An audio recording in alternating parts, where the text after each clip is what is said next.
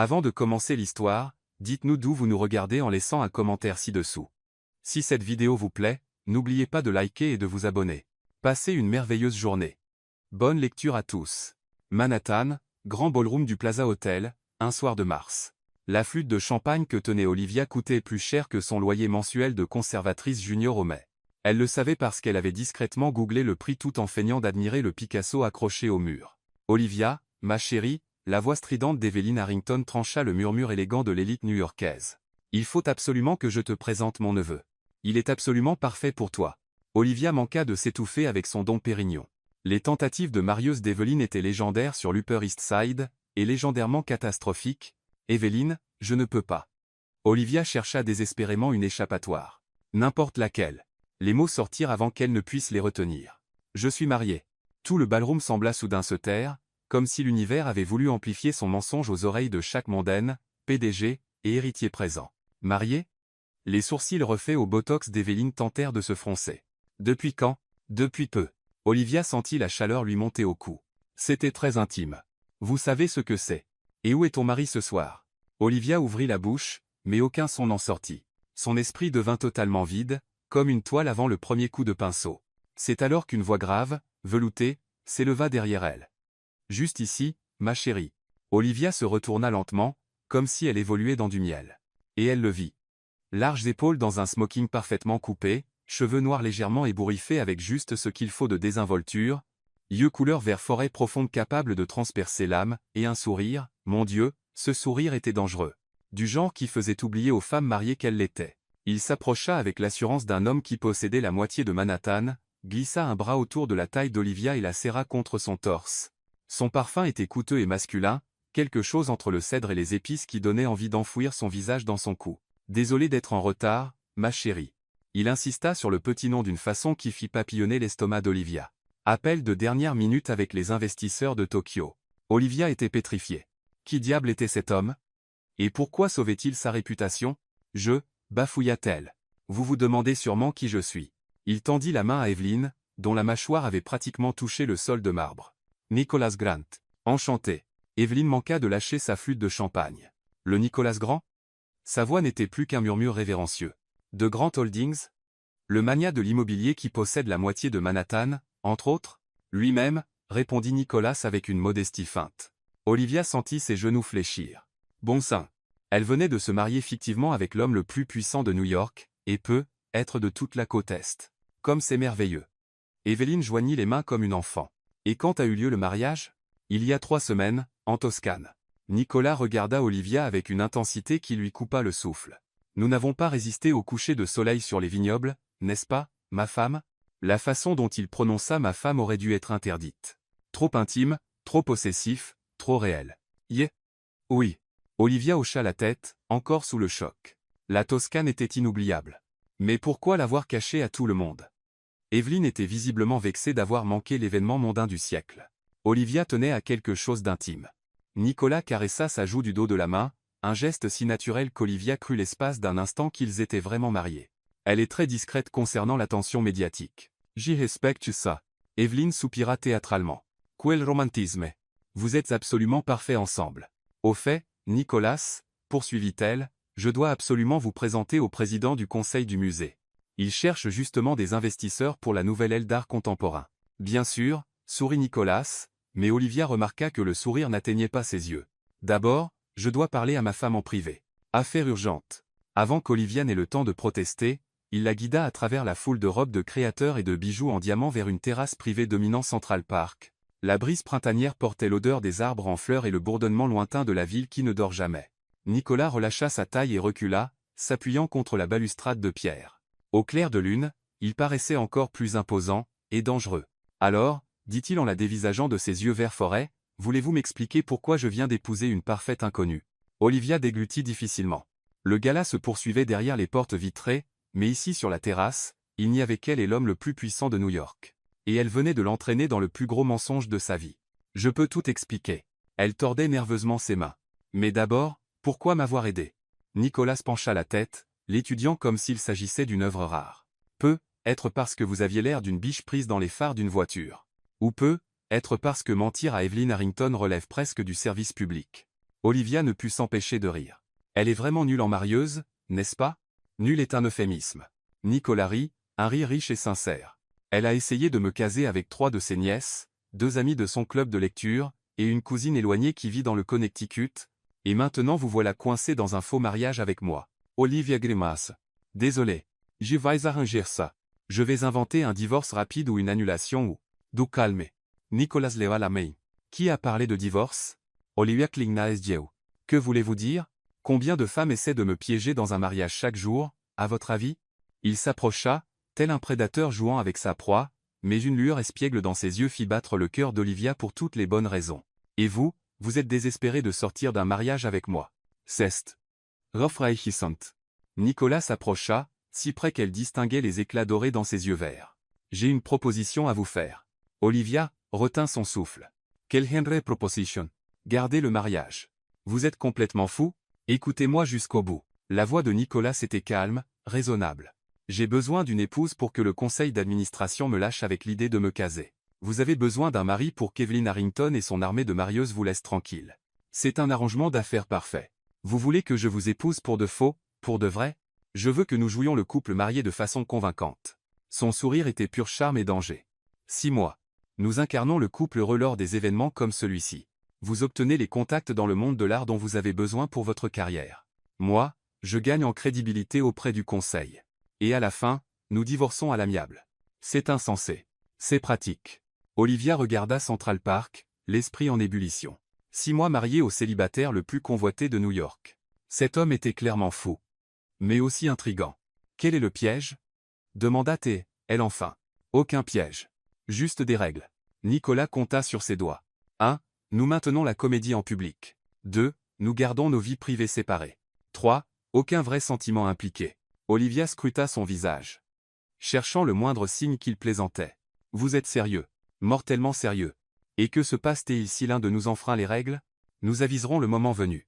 Le sourire de Nicolas devint prédateur. Olivia savait qu'elle aurait dû refuser, s'éloigner de cet homme magnifique et dangereux et de sa proposition insensée, retourner à sa vie tranquille et solitaire faite d'art et de solitude. Au lieu de cela, elle s'entendit demander, quand commence-t-on? Bureau Penthouse de Nicolas, Grand Tower. Le lendemain matin, Olivia se tenait devant les immenses baies vitrées du bureau Penthouse de Nicolas Grand, observant la ville qui s'étendait à l'infini en contrebas. Elle avait visité de nombreux lieux impressionnants, le Maine n'en manquait pas, mais ceci était d'un autre niveau. Le bureau hurlait le pouvoir et la réussite, du mobilier moderne épuré au Rothko original, accroché au mur comme une simple affiche. Déjà des regrets? La voix de Nicolas provenait de derrière son bureau en acajou où il examinait ce qui ressemblait fortement à un document juridique. 3e et 4e pensée, en réalité. Olivia se tourna vers lui, remarquant à quel point il était différent dans son costume anthracite comparé au smoking de la veille. Toujours aussi beau à couper le souffle, mais plus abordable. Vous avez vraiment fait rédiger un contrat de mariage par vos avocats en une nuit? Je ne fais jamais les choses à moitié, Olivia. Il leva les yeux des papiers, ses yeux verts foraient la scrutant avec une intensité qui la faisait se sentir comme un spécimen sous microscope, et je protège mes investissements. C'est donc ce que je suis? Un investissement? Vous êtes une associée d'affaires. Il y a une différence. Olivia s'approcha du bureau, et prit le contrat. Il était épais, intimidant de densité. Ce truc est plus long que la plupart des vrais contrats prénuptiaux. Parce qu'il est plus complexe que la plupart des vrais mariages. Nicolas s'adossa dans son fauteuil en cuir, parfaitement à l'aise tandis qu'Olivia se sentait prête à exploser. Page 3. Les apparitions publiques. Page 7. Les dispositions financières. Page 12 Détails. Page 12. Olivia feuilleta le document, la tête lui tournant. Qu'est-ce qui peut bien nécessiter 12 pages d'explication? La clause de résiliation. Quelque chose dans son ton fit qu'Olivia leva brusquement les yeux. C'est-à-dire que nous devons être très clairs sur ce qui se passera. Quand ce sera fini? Nicolas se leva et contourna le bureau, s'arrêtant assez près pour qu'elle sente à nouveau ce parfum de cèdre et d'épices. 6 mois, Olivia. Pas un jour de plus. Quand ce sera terminé complètement. Pas de complications émotionnelles, pas d'attaches persistantes. Rob Jeanette. Vous semblez bien préoccupé par les complications émotionnelles pour quelqu'un qui m'a rencontré il y a 12 heures. J'ai vu ce qui arrive quand les affaires deviennent personnelles. Son expression s'assombrit brièvement, et Olivia entrevit quelque chose de plus profond derrière ses yeux verts, de la douleur, ou du regret. Ça ne finit jamais bien. Parlez-vous d'expérience? Je parle d'observation.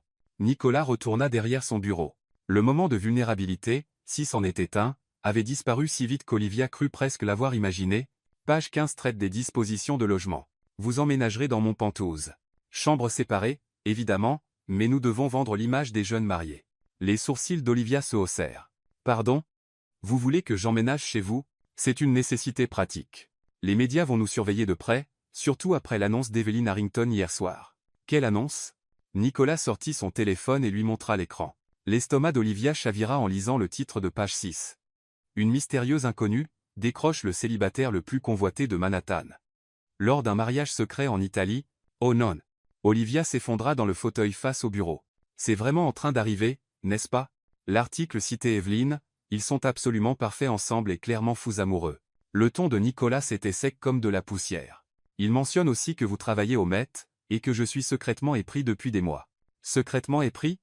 Malgré tout, Olivia ne put s'empêcher de rire. Evelyn a une sacrée imagination. C'est exactement pourquoi nous devons être convaincants. Nicolas s'assit et fit glisser le contrat vers elle. L'histoire est déjà lancée. Soit nous la contrôlons, soit elle nous contrôle. Olivia fixa le contrat comme s'il allait la mordre. C'est de la folie. Les gens ne font pas vraiment ce genre de choses dans la vraie vie. Les gens comme nous, si. Les gens comme vous. Moi je ne suis qu'une conservatrice de musée qui a fait une bêtise à une soirée. Vous êtes une brillante conservatrice diplômée, summa cum laude d'Harvard avec une double majeure en histoire de l'art et gestion. Le ton de Nicolas était factuel, mais Olivia sentit ses joues chauffer sous le compliment. Vous parlez 3 langues. Vous avez publié des articles sur l'authentification d'œuvres de la Renaissance, et vous avez augmenté la fréquentation du Met de 30% en seulement 2 ans. Comment savez-vous tout ça? J'ai fait faire une enquête de routine par mon équipe. Vous avez fait enquêter sur moi? Olivia se leva si vite que sa chaise roula en arrière. Procédure standard pour tout partenariat d'affaires. Je n'engage jamais d'accord avec quelqu'un que je ne connais pas. On parle d'un faux mariage, pas d'une fusion d'entreprises. Dans mon monde, il n'y a pas grande différence. Olivia le fixa, essayant de déterminer s'il était sérieux. Le plus effrayant était qu'elle était presque sûre que oui. Qu'a encore trouvé votre équipe sur moi? Vous avez un frère cadet, Ethan, ingénieur logiciel à Seattle. Vos parents vivent dans une petite ville du Connecticut où votre père tient un magasin de bricolage et votre mère enseigne en primaire. Vous leur envoyez de l'argent tous les mois alors que vous pouvez à peine payer votre studio. Vous faites du bénévolat dans un programme d'alphabétisation le week-end, et vous n'avez pas eu de relation sérieuse depuis 2 ans. Olivia sentit la chaleur lui monter au cou. Voir toute sa vie étalée comme un dossier était mortifiant. Autre chose? Vous avez un excellent crédit, aucun casier judiciaire, et vous avez oublié de payer une amende pour excès de vitesse dans l'État de New York. J'étais pressé pour l'enterrement de ma grand-mère, se défendit Olivia. Je sais. Je m'en suis occupé. La bouche d'Olivia s'ouvrit toute grande. Vous avez payé mon amende? Considérez ça comme prime à la signature. Le sourire de Nicolas était exaspérant de charme. Alors, qu'en dites-vous? Marché conclu? Olivia baissa à nouveau les yeux sur le contrat. 24 heures plus tôt, son plus grand souci était de savoir si elle pourrait réparer sa climatisation avant l'été. À présent, elle envisageait d'épouser pour de faux un milliardaire capable d'enquêter sur toute sa vie et de régler ses contraventions sans transpirer. Et mon travail au Met? Vous le gardez. En réalité, cet arrangement pourrait aider votre carrière. Grant Holdings a d'importants investissements dans les arts. Je siège à plusieurs conseils de musées. Vous proposez d'aider ma carrière en échange de 6 mois où je prétends être marié à vous. Je propose un arrangement mutuellement bénéfique où nous obtenons tous deux ce dont nous avons besoin. Olivia resta silencieuse un long moment, pesant le pour et le contre. D'un côté, c'était la chose la plus insensée qu'on lui ait jamais demandé, de l'autre, 6 mois de cette vie, même fausse, pourraient ouvrir des portes dont elle n'avait jamais osé rêver. Et sortir avec d'autres personnes? Demanda-t-elle enfin. Absolument pas. Nous sommes jeunes mariés, Olivia. Follement amoureux, vous vous souvenez? Je suis censé rester célibataire 6 mois? Vous sortez avec quelqu'un en ce moment? Non, mais... Alors ce ne devrait pas poser de problème. Olivia plissa les yeux. Et vous? Vous renoncez à toute votre vie sociale pour cette comédie? Ma vie sociale est essentiellement professionnelle de toute façon. Ce n'est pas ce que je voulais dire, et vous le savez. Laissez-moi être très clair. Olivia. Pendant les 6 prochains mois, vous serez la seule femme dans ma vie. Point final. Ça ne marchera que si nous sommes totalement investis dans le rôle. La façon dont il le dit, grave, sérieux et étrangement possessif, coupa le souffle d'Olivia. Elle tenta de se dire que ce n'était que du business, juste une partie du rôle, mais son cœur traître fit un bond. D'accord, s'entendit-elle répondre. Mais j'ai mes propres conditions. Je vous écoute. D'abord, je veux ma propre carte de crédit à mon nom. Je ne vais pas dépendre de vous pour chaque petite dépense. Accordé. Ensuite, je garde mon appartement. Même si je vis dans votre penthouse, Je veux savoir que j'ai un endroit où aller si tout cela s'effondre. Raisonnable. Autre chose? Troisième condition. Je veux savoir ce qui vous rend si inquiet à l'idée de vous impliquer émotionnellement. L'espace d'un instant, l'expression soigneusement contrôlée de Nicolas vacilla, et Olivia vit quelque chose de brut et vulnérable dans ses yeux. Puis le masque revint. Ça ne fait pas partie de l'arrangement. Ça l'est, si vous voulez que je signe ce contrat. Ils se regardèrent par-dessus le bureau en acajou, aucun ne cédant. Olivia sentait presque l'électricité crépiter entre eux, une tension qui n'avait rien à voir avec des négociations d'affaires et tout à voir avec l'attirance inexplicable qu'elle ressentait pour cet homme depuis le moment où il était apparu à ses côtés la veille. Finalement, Nicolas parle. Elle s'appelait Catherine. Nous étions fiancés, il y a 3 ans. Elle a décidé qu'elle préférait mon associé, ainsi que la moitié de mes actifs. Les mots étaient prononcés d'un ton neutre, sans émotion, mais Olivia entendit la douleur en dessous. Je suis désolé. Ne le soyez pas. Ça m'a appris une leçon précieuse sur le mélange des affaires et du plaisir. Nicolas prit un stylo coûteux et le lui tendit. Alors, avons-nous un accord? Olivia regarda le stylo, puis le contrat, puis l'homme qui proposait de bouleverser complètement sa vie tranquille et ordinaire. 6 mois. Qu'est-ce qui pouvait bien arriver de pire? Elle prit le stylo et signa d'un geste théâtral.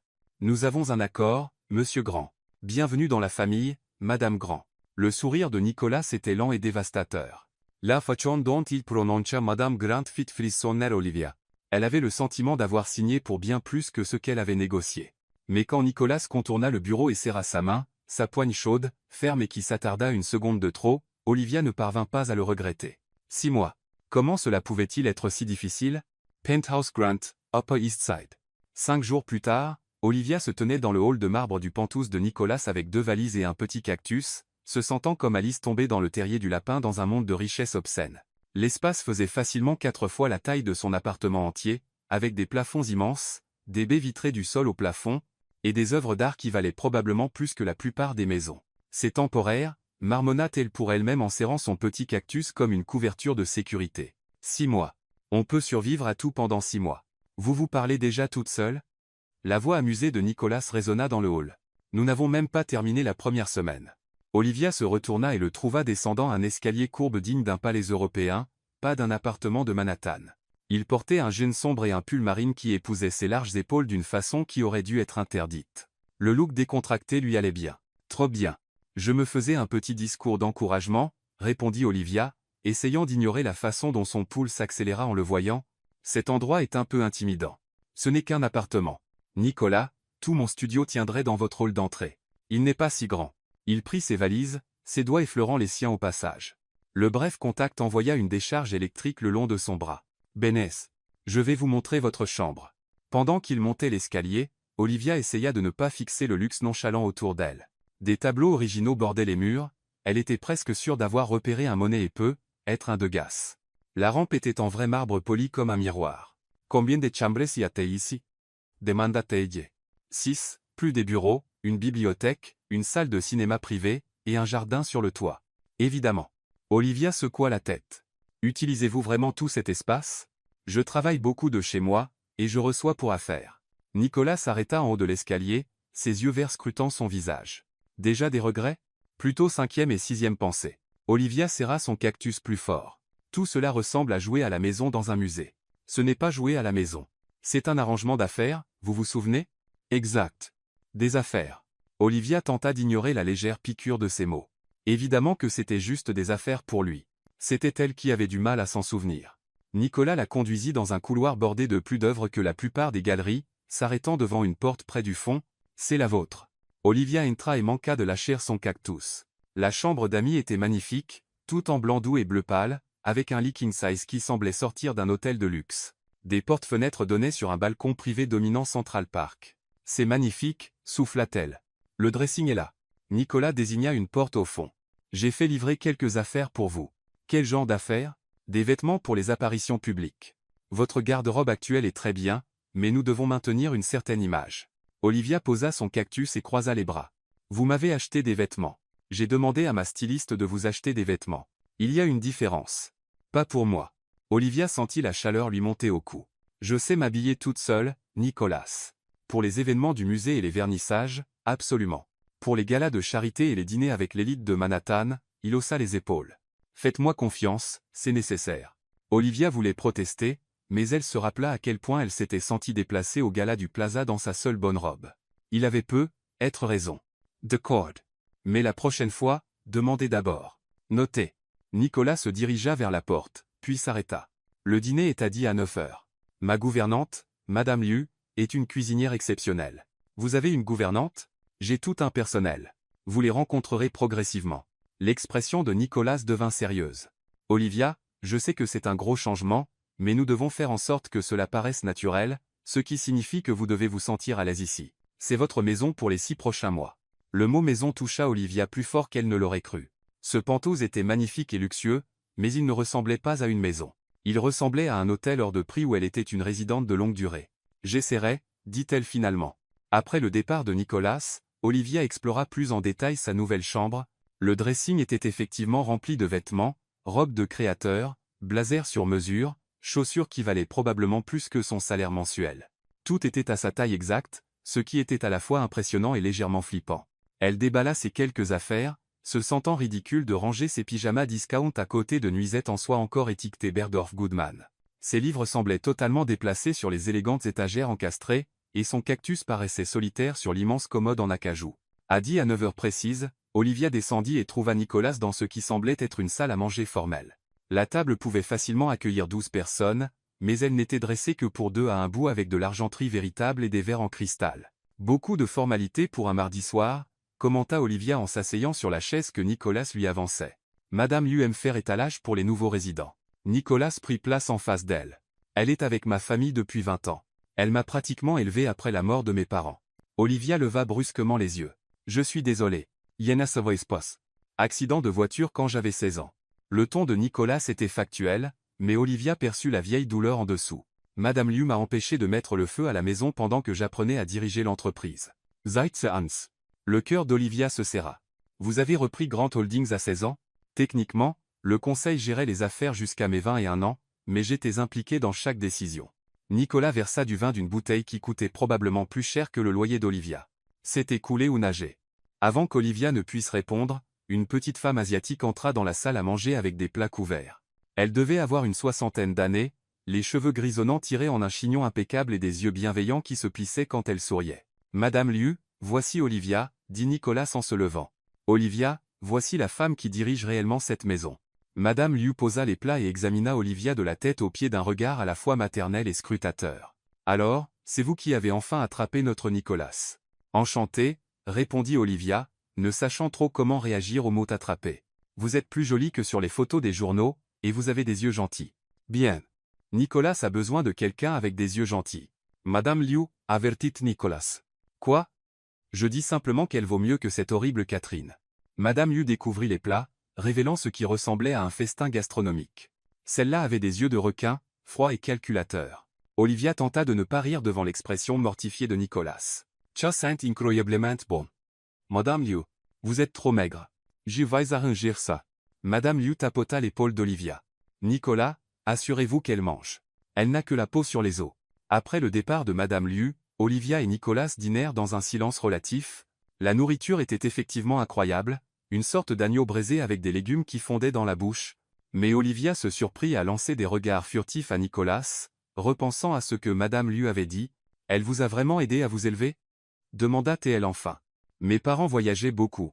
Pour affaires même avant de mourir. Madame Liu a été plus constante dans ma vie que. Ça a dû être solitaire. C'était pratique. Les émotions ne dirigent pas les entreprises. Olivia posa sa fourchette. Vous croyez vraiment ça? Que les émotions ne sont que gênantes? Je crois que les émotions obscurcissent le jugement. Elles rendent vulnérables. Elles mènent à des erreurs. Elles mènent aussi à la joie, à l'amour et à tout ce qui rend la vie digne d'être vécue. Vraiment? La voix de Nicolas était basse. Parce que de mon point de vue, les émotions mènent surtout à la déception. Olivia sentit quelque chose se tordre dans sa poitrine devant la tristesse dans sa voix. Cet homme qui semblait tout avoir été l'une des personnes les plus seules qu'elle ait jamais rencontrées. Pas toujours, souffla-t-elle. Ils terminèrent le dîner sans aborder de sujet plus profond que la météo, mais Olivia sentait quelque chose changer entre eux. Une muraille que Nicolas avait construite autour de lui montrait de minuscules fissures, et elle se surprit à vouloir comprendre l'homme derrière la façade d'homme d'affaires. Plus tard, en se préparant pour dormir dans sa chambre ridiculement luxueuse, Olivia se surprit à penser à Nicolas mangeant seul dans cette immense salle à manger pendant des années. Pas étonnant qu'il aborde tout comme une transaction d'affaires. C'était probablement le seul type de relation dans laquelle il se sentait en sécurité. Elle se brossait les dents quand elle entendit de la musique quelque part dans le penthouse, du piano classique joué avec talent et une émotion surprenante. Olivia suivit le son dans le couloir jusqu'à une porte entr'ouverte qu'elle n'avait pas remarquée auparavant. À travers l'entrebâillement, elle vit Nicolas à un piano à queue, ses doigts glissant sur les touches avec une aisance pratiquée. Il avait troqué son costume contre un t-shirt et un pantalon de pyjama, ses cheveux ébouriffés comme s'il y avait passé les mains, mais c'était l'expression sur son visage qui arrêta Olivia net. Il semblait paisible, vulnérable. Le masque soigneusement contrôlé qu'il portait le jour avait complètement disparu, remplacé par quelque chose de brut et magnifique. La musique qu'il jouait était mélancolique mais sublime, pleine de nostalgie, de tristesse, et peut-être d'un soupçon d'espoir. Olivia resta là plusieurs minutes, fascinée par cet aperçu du vrai Nicolas Grand, l'homme qui jouait du piano dans le noir, qui avait des yeux gentils, et qui prenait soin des gouvernantes qui le grondaient sur ses choix de femme. Elle était si absorbée qu'elle ne remarqua pas que la musique s'était arrêtée. « Vous comptez rester là toute la nuit, ou vous entrez ?» Le visage d'Olivia s'enflamma. « Pardon. J'ai entendu la musique et je ne voulais pas espionner. Ce n'est rien. Je ne déteste pas avoir un public. » Olivia hésita, puis entra dans la pièce. C'était clairement l'espace privé de Nicolas, plus personnel que le reste du penthouse. Il y avait des photos sur la cheminée, des livres éparpillés sur les tables, une guitare dans un coin. « Vous jouez magnifiquement, » dit-elle. « C'était quoi cette pièce ? » « Quelque chose que j'ai composé il y a quelques années. » Les doigts de Nicolas effleurèrent les touches, jouant une simple mélodie. « Je ne la joue généralement pas pour les autres. » « Pourquoi ? » ?»« Elle est sublime. »« Parce qu'elle est trop honnête. » Olivia sentit son souffle se bloquer devant cette simple confidence. C'était la chose la plus vraie qui lui ait dite depuis leur rencontre. « L'honnêteté n'est pas toujours une mauvaise chose, » souffla-t-elle. « Dans mon expérience, elle l'est généralement. » Ils se regardèrent dans la pièce faiblement éclairée, et Olivia sentit à nouveau quelque chose changer entre eux, quelque chose qui n'avait rien à voir avec des contrats ou des arrangements d'affaires et tout à voir avec la façon dont Nicolas la regardait, comme si elle était quelque chose de précieux, fragile et totalement inattendu. « Je devrais vous laisser dormir, » dit enfin Olivia, même si elle n'en avait aucune envie. « Probablement. » Mais Nicolas ne détourna pas les yeux. « Olivia. Merci d'avoir accepté tout ça. Je sais que ce n'est pas facile. Nous nous aidons mutuellement, vous vous souvenez ?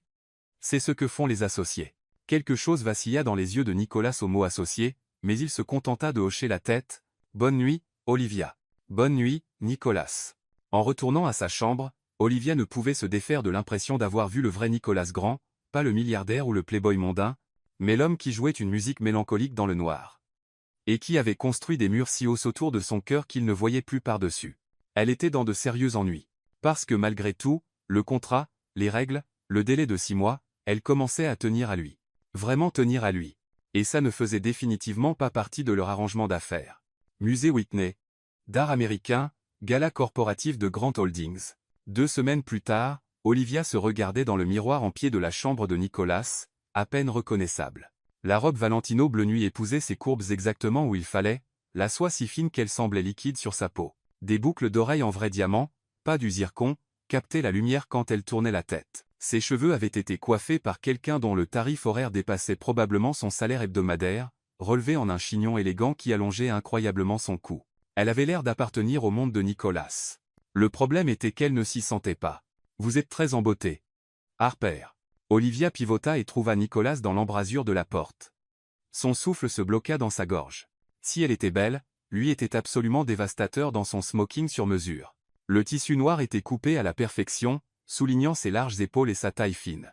Ses cheveux noirs étaient coiffés juste comme il fallait, et quand il sourit, ce sourire lent et dangereux qu'il avait mis dans ce pétrin, Olivia sentit ses genoux faiblir. « C'est Madame Grant maintenant, vous vous souvenez ?» dit-elle, essayant de garder un ton léger. « Nous sommes jeunes mariés. Follement amoureux. » « Exact. » Quelque chose vacilla dans les yeux de Nicolas à ces mots, mais si vite qu'Olivia crut l'avoir imaginé. « Prête pour ça ?» Aussi prête que possible. Olivia prit le petit sac à main, qui coûtait probablement plus que son salaire mensuel. Au fait, pourquoi le Whitney? Pourquoi pas quelque chose de plus traditionnel pour un événement corporatif? Parce que Grant Holdings n'est pas une entreprise traditionnelle. Nous parlons innovation, soutien aux arts, investissement dans la culture. Le Whitney représente tout ce que nous défendons. Nicolas s'approcha, et Olivia huma à nouveau son parfum, ce mélange enivrant de cèdre et d'épices qui hantait ses rêves depuis 2 semaines. Et ça ne fait pas de mal que je possède une part significative de leur dotation, ajouta-t-il sèchement. Ça aussi. Le sourire de Nicolas était sans excuse. Les affaires sont les affaires, Olivia. Mais ça n'empêche pas que ça puisse avoir du sens. Olivia étudia son visage, cherchant le moindre signe qu'il jouait la comédie. Mais elle commençait à réaliser qu'avec Nicolas, les frontières entre émotions sincères et stratégies calculées étaient souvent floues au point d'être indiscernables. Il y a quelque chose dont nous devons parler avant de partir, dit Nicolas, son expression redevenant sérieuse. Oh non. Quoi encore? Le contact physique. La voix de Nicolas était soigneusement neutre, mais Olivia remarqua la légère crispation de ses mains. Nous sommes censés être jeunes mariés. Les gens s'attendent à ce que nous soyons tactiles. Quel genre de tactile? Demanda-t-elle, fière que sa voix reste stable. C'est tenir la main. Mon bras autour de votre taille. Peut être. Nicolas s'éclaircit la gorge. Peut être un baiser occasionnel sur la joue ou le front. Olivia sentit son cœur s'emballer à l'idée des lèvres de Nicolas sur sa peau, même pour quelque chose d'aussi innocent qu'un baiser sur la joue. Ça semblait raisonnable. Bien. Nicolas s'approcha, assez pour qu'Olivia voie les éclats dorés dans ses yeux verts. Nous devrions probablement répéter. Répéter le contact physique. Si nous voulons être convaincants, il faut que ça paraisse naturel. Nicolas tendit la main. Puis-je? Olivia fixa sa main tendue un instant, puis posa lentement sa paume contre la sienne. Le contact fut électrique, littéralement. Elle sentit des étincelles remonter son bras et se loger quelque part près de son cœur. Les doigts de Nicolas se refermèrent sur les siens, chauds, forts et légèrement calleux d'une façon qui la surprit. Elle s'attendait à des mains de businessman douces, mais celle de Nicolas racontait une autre histoire. « Vous avez des cales ?» dit-elle sans réfléchir. « J'ai fait des chantiers l'été pendant mes études. Vieilles habitudes. » Olivia sentit une autre pièce du puzzle Nicolas Grand se mettre en place. « C'est pour ça que madame lui dit que vous êtes différent. Vous savez ce que c'est d'être normal. Je n'irai pas jusque-là. » Nicolas leva leurs mains jointes et effleura ses phalanges de son pouce, un geste si doux et intime que le souffle d'Olivia se bloqua. Mais je me souviens ce que c'était de s'inquiéter pour payer le loyer. Ils restèrent là un moment, main dans la main, et Olivia sentit l'air entre eux crépiter de tension. C'était censé être une répétition, un exercice d'affaires. Mais la façon dont Nicolas la regardait, comme si elle était précieuse et fascinante, faisait que ça ressemblait à tout sauf à des affaires. « Nous devrions y aller, » dit enfin Nicolas, mais il ne lâcha pas sa main. La voiture attend. Le trajet jusqu'au Whitney fut une étude de tension maîtrisée.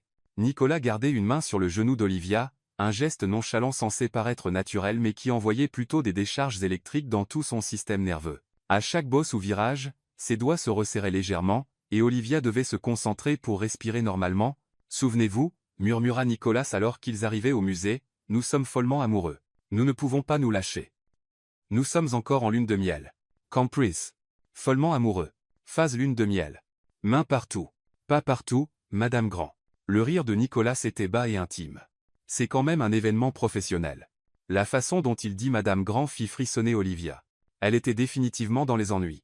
L'entrée du Whitney était illuminée comme une première de film, avec des photographes massés derrière des cordons de velours et des voituriers en uniforme impeccable aidant les invités à descendre de voiture. Olivia avait déjà participé à des événements de musée, mais rien de comparable. C'était la haute société new-yorkaise dans toute sa splendeur et son intimidation. « Souriez » souffla Nicolas en l'aidant à descendre de voiture. « Vous êtes follement heureuse d'être mariée avec moi. » Olivia afficha ce qu'elle espérait être un sourire convaincant tandis que les flashs explosaient autour d'eux. Le bras de Nicolas glissa autour de sa taille, la serrant contre son flanc, et Olivia fut reconnaissante du contact. Sans sa présence stable, elle aurait être fui vers la voiture. « Monsieur Grant. Monsieur Grant. » Les photographes criaient des questions, mais Nicolas se contenta de sourire et saluer, guidant Olivia avec fluidité à travers le chaos vers l'entrée du musée. « C'est toujours comme ça ?» demanda Olivia une fois à l'intérieur. « Les photographes ? Seulement quand il y a du sang frais ?» Le sourire de Nicolas était ironique. « Ils essaient de découvrir qui vous êtes depuis des semaines. Ce soir c'est la grande révélation. » La grande galerie du Whitney avait été transformée en espace cocktail élégant, avec des serveurs circulant parmi la foule avec du champagne et des canapés hors de prix. La liste des invités était un ouzou de l'élite culturelle et financière de New York. Olivia repéra au moins 3 personnes qu'elle avait vues en couverture de Forbes. Nicolas. Une voix tonna depuis l'autre côté de la salle, et Olivia se tourna pour voir un homme distingué d'une 60aine d'années s'approcher avec un sourire sincère. Voilà l'homme du jour. Robert. Nicolas serra chaleureusement la main de l'homme. Olivia, voici Robert Liu, le frère de Madame Liu et directeur du Whitney. Robert, je vous présente ma femme, Olivia. La mystérieuse Olivia.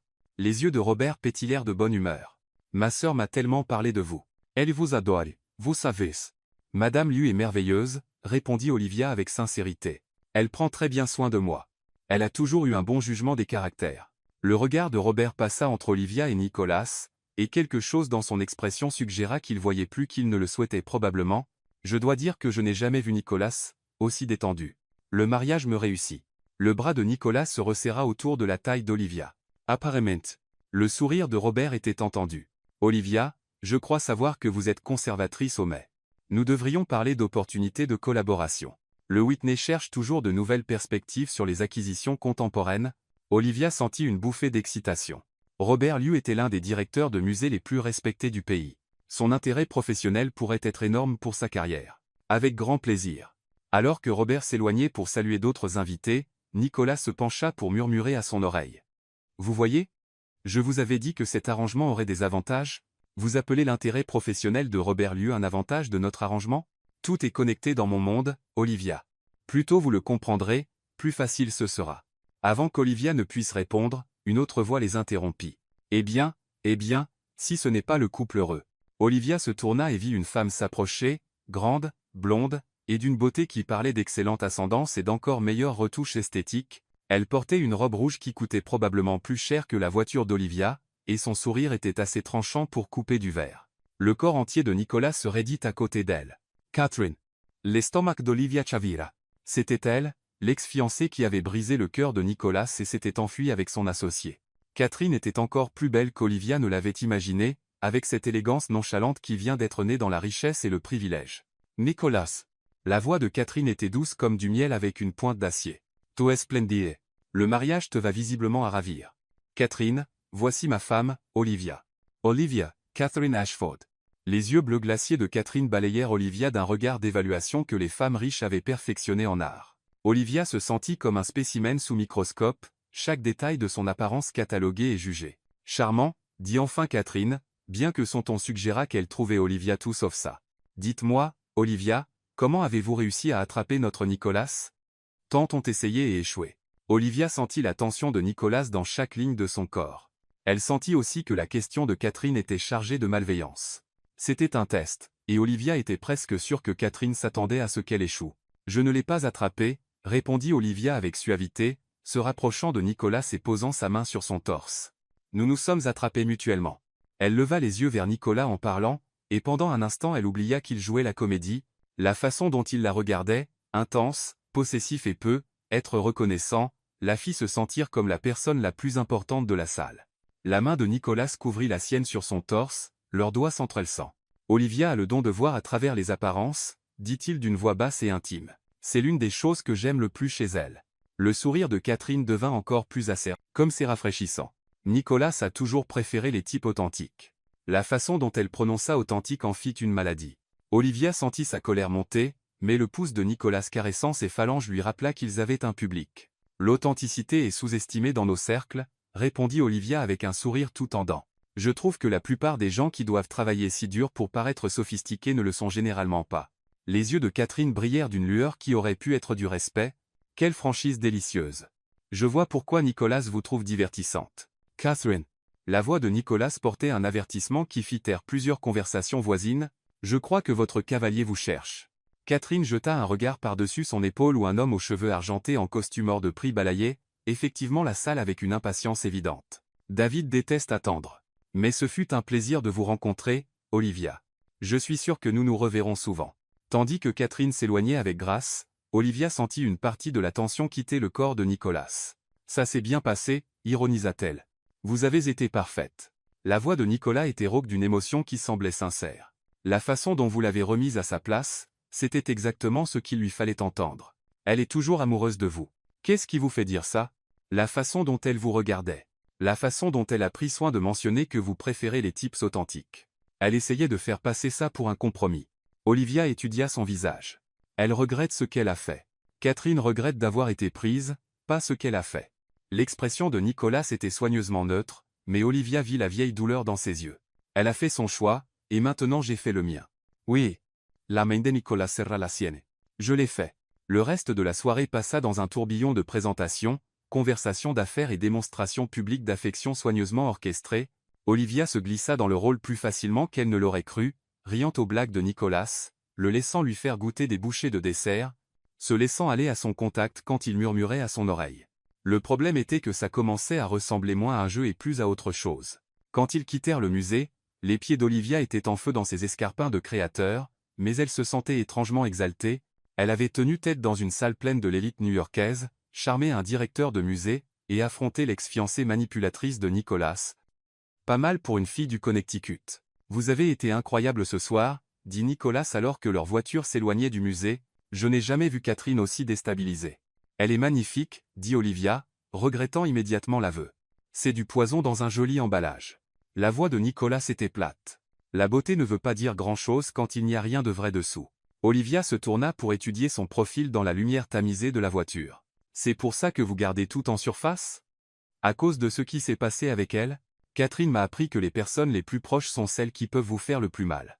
Elle connaissait exactement tous mes points faibles, et elle les a tous utilisés. La mâchoire de Nicholas se crispa. Je ne referai pas cette erreur. Olivia sentit son cœur se serrer devant la douleur dans sa voix. Tout le monde n'est pas comme elle, Nicholas. Comment en être sûr?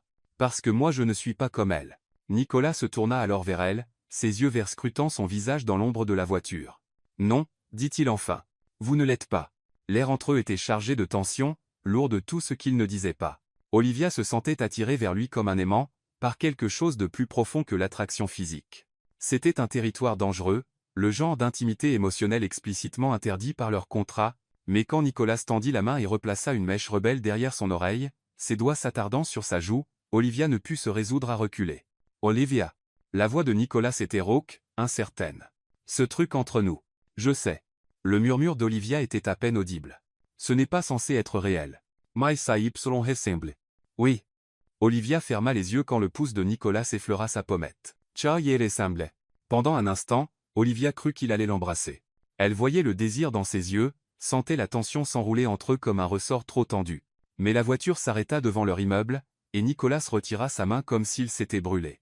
Nous devrions monter, dit-il, sa voix à nouveau soigneusement contrôlée. Oui. Il est tard. Le trajet en ascenseur jusqu'aux pentoses fut silencieux, mais Olivia sentait la présence de Nicholas comme une force physique à côté d'elle. Chaque respiration semblait trop forte. Chaque mouvement chargé de sens. Devant la porte de sa chambre, Nicholas s'arrêta. Olivia. Oui? Merci pour ce soir. Pour tout ça. Le sourire de Nicholas était doux, sincère. Je sais que ce n'est pas ce pourquoi vous avez signé. En réalité, souffla Olivia, je crois que c'est exactement pour ça que j'ai signé. Je ne le savais simplement pas à ce moment-là. Les yeux de Nicholas s'écarquillèrent légèrement devant son aveu, et pendant un battement de cœur Olivia crut qu'il allait dire quelque chose, reconnaître les sentiments qui grandissaient clairement entre eux, malgré toutes leurs règles, contrats et frontières soigneusement tracés. Au lieu de cela, il recula d'un pas. Bonne nuit, Olivia. Bonne nuit. Nicholas.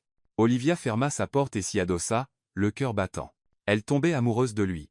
Malgré toutes les raisons logiques qui auraient dû l'en empêcher, malgré tous les avertissements de sa raison, elle tombait follement amoureuse de Nicholas Grand. Et à la façon dont il l'avait regardée ce soir, comme si elle était précieuse, inattendue et terrifiante, elle commençait à penser qu'il tombait peu, être amoureux d'elle aussi, ce qui signifiait qu'ils étaient tous les deux dans bien plus d'ennuis que leur contrat soigneusement rédigé ne pourrait jamais couvrir. Siège de Grant Holdings et divers lieux de New York. 3 semaines plus tard, Olivia se tenait dans la salle de conférence du 42e étage de la Grand Tower, regardant Nicholas diriger la pièce avec une autorité à la fois impressionnante et légèrement intimidante. Il était en mode PDG total, costume impeccable, esprit encore plus affûté, et cette intensité concentrée particulière qui faisait que des hommes 2 fois plus âgés que lui buvaient ses paroles. Elle assistait à ces réunions du conseil depuis 3 semaines, officiellement pour soutenir son mari, mais en réalité pour apprendre comment fonctionnait vraiment le monde de Nicholas. Ce qu'elle avait découvert était que Nicholas Grand n'était pas seulement riche, il était brillant. La façon dont il analysait les tendances du marché, anticipait les problèmes et orchestrait les solutions ressemblait à un maître des échecs qui pensait 15 coups à l'avance. L'acquisition de Singapour avance selon le calendrier, disait Nicholas, sa voix portant facilement à travers la table en acajou. Mais je veux des études d'impact environnemental complètes avant de commencer les travaux. Grand Holdings ne construit pas au détriment des écosystèmes locaux. Robert Ellison, le directeur financier, se tortilla inconfortablement sur son siège. Nicholas, ces études ajouteront au moins 6 mois au calendrier. Nos investisseurs attendent. Nos investisseurs attendent une croissance durable à long terme, pas un profit rapide suivi de catastrophes de relations publiques. Le ton de Nicholas était poli mais définitif. Les études seront faites. Olivia se surprit à sourire malgré la gravité de la discussion. C'était encore une facette de Nicholas qu'elle découvrait, l'homme qui aurait pu prendre des raccourcis et maximiser les profits mais choisissait le chemin plus difficile, plus éthique. C'était attirant d'une façon qui n'avait rien à voir avec son physique et tout à voir avec son caractère. Madame Grand semble approuver votre position environnementale, observa Margaret Liu, fille de Madame Liu et directrice des relations publiques de l'entreprise. Elle était vive, élégante, et avait hérité de la capacité de sa mère à tout voir tout en paraissant ne se concentrer sur rien. Olivia sentit la chaleur lui monter au cou quand 12 paires d'yeux se tournèrent vers elle. Je pense qu'il est important que les entreprises considèrent leur impact au-delà des simples marges bénéficiaires, dit-elle, fière que sa voix reste stable, surtout des entreprises avec l'influence de Grant Holdings.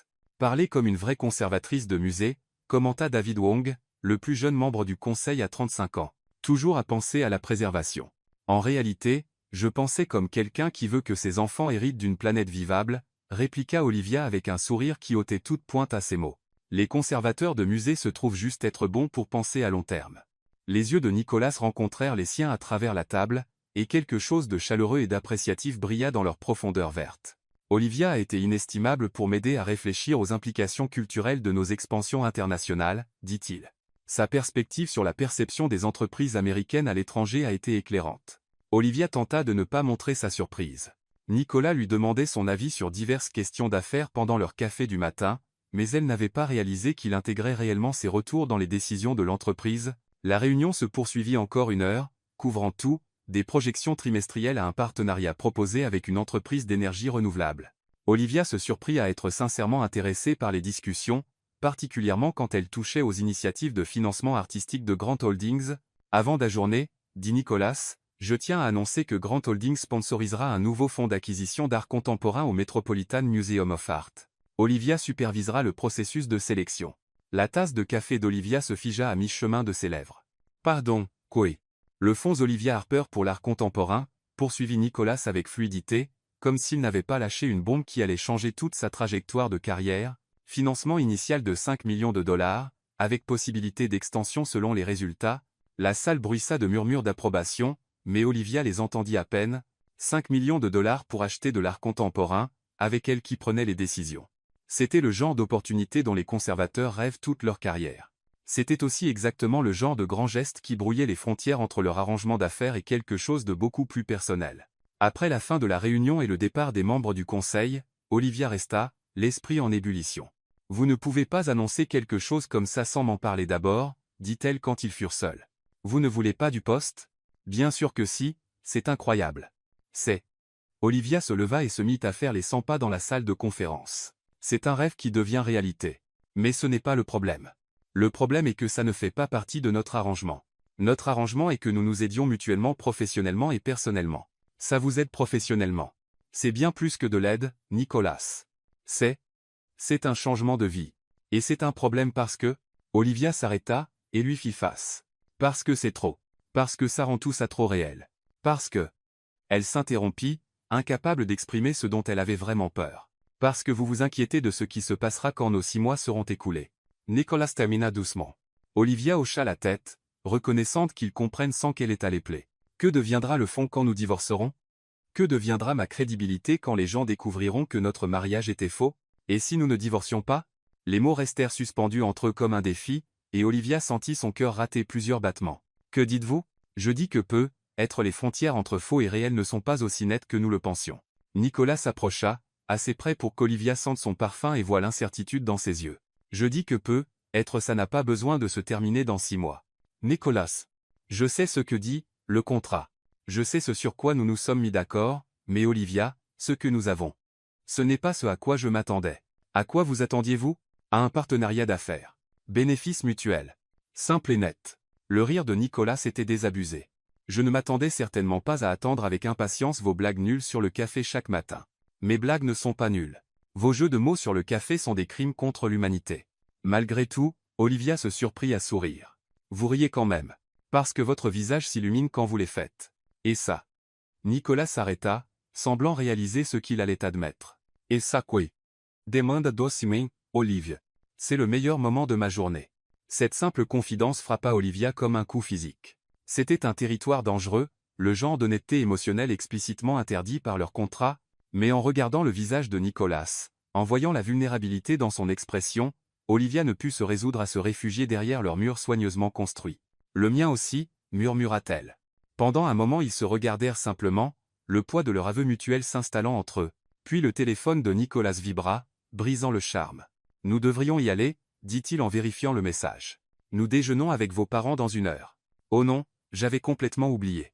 Ses parents étaient descendus du Connecticut pour rencontrer leur nouveau gendre, et Olivia redoutait ce moment depuis des semaines. Sa mère, Claire Harper, avait une capacité incannie à voir à travers n'importe quel mensonge. Et son père, Henry, était le genre d'homme qui posait des questions directes et attendait des réponses honnêtes. « Tout ira bien », assura Nicolas, bien qu'il semble presque aussi nerveux qu'Olivia. « Je suis bon avec les parents. Vous êtes bon avec les membres du conseil et les mondains. Mes parents sont différents. » 1 heure plus tard, ils étaient assis dans un restaurant italien cosy de Little Italy, choix d'Olivia, parce qu'elle pensait que ses parents seraient plus à l'aise dans un endroit décontracté que dans l'un des établissements haut de gamme habituels de Nicolas. Regardez son père, propriétaire d'un magasin de bricolage dans une petite ville du Connecticut, serrer la main de l'un des hommes les plus puissants d'Amérique était surréaliste. « Alors, Nicolas » dit Claire Harper après avoir commandé, ses yeux gentils étudiant Nicolas avec un intérêt maternel. « Olivia nous dit que vous vous êtes rencontrés lors d'un vernissage. » « En réalité, nous nous sommes rencontrés lors d'un gala de charité », corrigea Nicolas avec fluidité. Olivia représentait le mai, et j'ai été immédiatement frappé par sa passion pour l'art. « Coup de foudre » demanda Henry Harper avec le ton légèrement sceptique dont Olivia se souvenait de son adolescence. « Plutôt reconnaissance au premier regard », répondit Nicolas, et quelque chose dans sa voix fit qu'Olivia le regarda fixement. Comme si j'avais attendu toute ma vie de rencontrer quelqu'un exactement comme elle. Olivia sentit son cœur faire quelque chose de compliqué dans sa poitrine. La façon dont Nicolas la regardait en parlant la fit se demander s'il jouait encore la comédie, ou si un peu de vérité se glissait. « C'est magnifique. » Claire soupira. « Et le mariage en Toscane, tellement romantique. Je n'arrive toujours pas à croire que vous ne nous ayez rien dit. »« Ça s'est passé très vite, » dit Olivia, culpabilisant de mentir à ses parents. « Nous savions, c'est tout. Quand on sait, approuva Henry, bien que ses yeux perçants continuent d'évaluer Nicolas. « Quelles sont vos intentions envers ma fille, papa ?» protesta Olivia, mais Nicolas leva la main. « C'est une question légitime. » Nicolas se tourna directement vers Henry. « Monsieur Harper, votre fille est la personne la plus sincère, intelligente et attentionnée que j'ai jamais rencontrée. Mon intention est de passer le reste de ma vie à essayer d'être digne d'elle. » Olivia retint son souffle devant la sincérité dans sa voix. Si elle ne savait pas à quoi s'en tenir, elle aurait juré qu'il le pensait vraiment. Le déjeuner se poursuivit avec Henry cuisinant Nicolas sur tout, de ses pratiques commerciales à ses idées sur l'équilibre vie pro-vie perso. Nicolas répondit à chaque question avec grâce et honnêteté, partageant des anecdotes sur le fait de grandir sans parents et de construire son entreprise de zéro. Olivia se surprit à le voir à travers les yeux de ses parents, pas comme le milliardaire intimidant, mais comme un homme qui avait surmonté la tragédie et travaillé dur pour tout ce qu'il avait. « Il est adorable », chuchota Claire à Olivia quand les hommes s'éloignèrent pour un appel professionnel. « Un peu intense, peut-être, mais on voit à quel point il t'adore. C'est compliqué, maman. Les meilleures relations le sont généralement. » Claire serra la main d'Olivia. « Ton père et moi n'avons pas eu un début facile non plus. Il était convaincu que j'étais trop bien pour lui, et moi que c'était lui qui était trop têtu pour quiconque. Il s'est avéré que nous avions tous les deux raison, et tort. » Après le départ de ses parents pour le Connecticut, Olivia et Nicolas marchèrent lentement dans Central Park. Le soleil de fin d'après-midi filtrait à travers les arbres, baignant tout d'une lumière dorée, et Olivia se sentait étrangement mélancolique. « Vos parents sont formidables, » dit Nicolas, brisant le silence confortable entre eux. « Ils vous ont aimé. » « Qu'est-ce qui vous fait dire ça ? Mon père vous a demandé votre handicap au golf. Il ne fait ça qu'avec les gens qu'il prévoit d'inviter à son barbecue annuel d'été. » Nicolas sourit. « J'espère que vous l'avez prévenu que je suis nul au golf. Vous plaisantez ? Ça va le faire vous aimer encore plus. Il adore avoir quelqu'un à qui donner des leçons. » Ils marchèrent en silence un moment, regardant joggeurs et promeneurs de chiens profiter de la belle journée. Olivia repensait aux mots de Nicolas dans la salle de conférence, à ce qui se passerait s'il ne divorçait pas. S'il laissait ce faux mariage devenir quelque chose de réel. « Nicolas, dit-elle enfin. Ce que vous avez dit tout à l'heure, sur le prolongement de notre arrangement. Oubliez que je l'ai dit. » La voix de Nicolas était soigneusement contrôlée. C'était peu professionnel. « Et si je ne veux pas oublier ?» Nicolas s'arrêta de marcher et se tourna vers elle. « Olivia. Et si j'y pensais aussi ? Et si ça me semblait trop réel ? Parce que c'est réel. » Pendant un instant, l'espoir brilla dans les yeux verts de Nicolas. Puis son expression se ferma, et Olivia put presque le voir reconstruire ses murs émotionnels en temps réel. « Ce n'est pas réel, » dit-il fermement. « C'est la proximité. C'est la situation. Nous jouons à la maison, et il est facile de se laisser emporter par le fantasme. Vous pensez vraiment que c'est ça? Un fantasme? Je pense que nous sommes deux personnes intelligentes qui se sont un peu laissées emporter. La voix de Nicolas était froide, professionnelle. Le contrat est clair, Olivia. 6 mois. Pas d'attaches émotionnelles. Pas de complications. Et ce dont nous venons de parler dans la salle de conférence, ça? Un moment de faiblesse. Ça ne se reproduira pas. Olivia le fixa, essayant de concilier cet homme froid et distant avec celui qui avait joué du piano pour elle dans le noir, qui avait défendu ses préoccupations environnementales lors d'une réunion du conseil, qui avait regardé ses parents comme s'il voulait vraiment leur approbation. Très bien, dit-elle enfin. Si c'est comme ça que vous voulez jouer. C'est comme ça que nous avons convenu de jouer. La marche de retour au penthouse fut silencieuse et tendue. Olivia avait l'impression de regarder Nicolas se replier sur lui-même, redevenant l'homme d'affaires intouchable. Quand ils arrivèrent à l'immeuble, c'était comme si le moment de vulnérabilité dans la salle de conférence n'avait jamais existé. Ce soir-là, Olivia était assise dans la bibliothèque du Penthouse, essayant de se concentrer sur un livre sur les mouvements d'art contemporain, mais son esprit revenait sans cesse aux mots de Nicolas, à la façon dont il s'était fermé dès que les choses étaient devenues trop réelles. Elle était si perdue dans ses pensées qu'elle manqua presque le son de musique de piano venant du couloir. La mélodie était différente ce soir, plus colérique, plus tourmentée. Olivia posa son livre et suivit le son jusqu'à la salle de musique de Nicolas. Il était au piano, encore en vêtements de bureau mais cravate desserrée et manches retroussées, ses mains bougeaient sur les touches avec une violence contrôlée, déversant dans la musique l'émotion qu'il ne se permettait pas d'exprimer ailleurs. Olivia resta dans l'embrasure de la porte, fascinée par l'émotion brute de son jeu. C'était le vrai Nicolas, celui qui ressentait tout profondément mais avait appris à si bien le cacher qu'il oubliait parfois lui-même que c'était là. La musique s'arrêta brusquement quand Nicolas remarqua sa présence. « Pardon, dit Olivia. Je ne voulais pas vous déranger. Ce n'est rien. » La voix de Nicolas était soigneusement neutre. « Vous aviez besoin de quelque chose?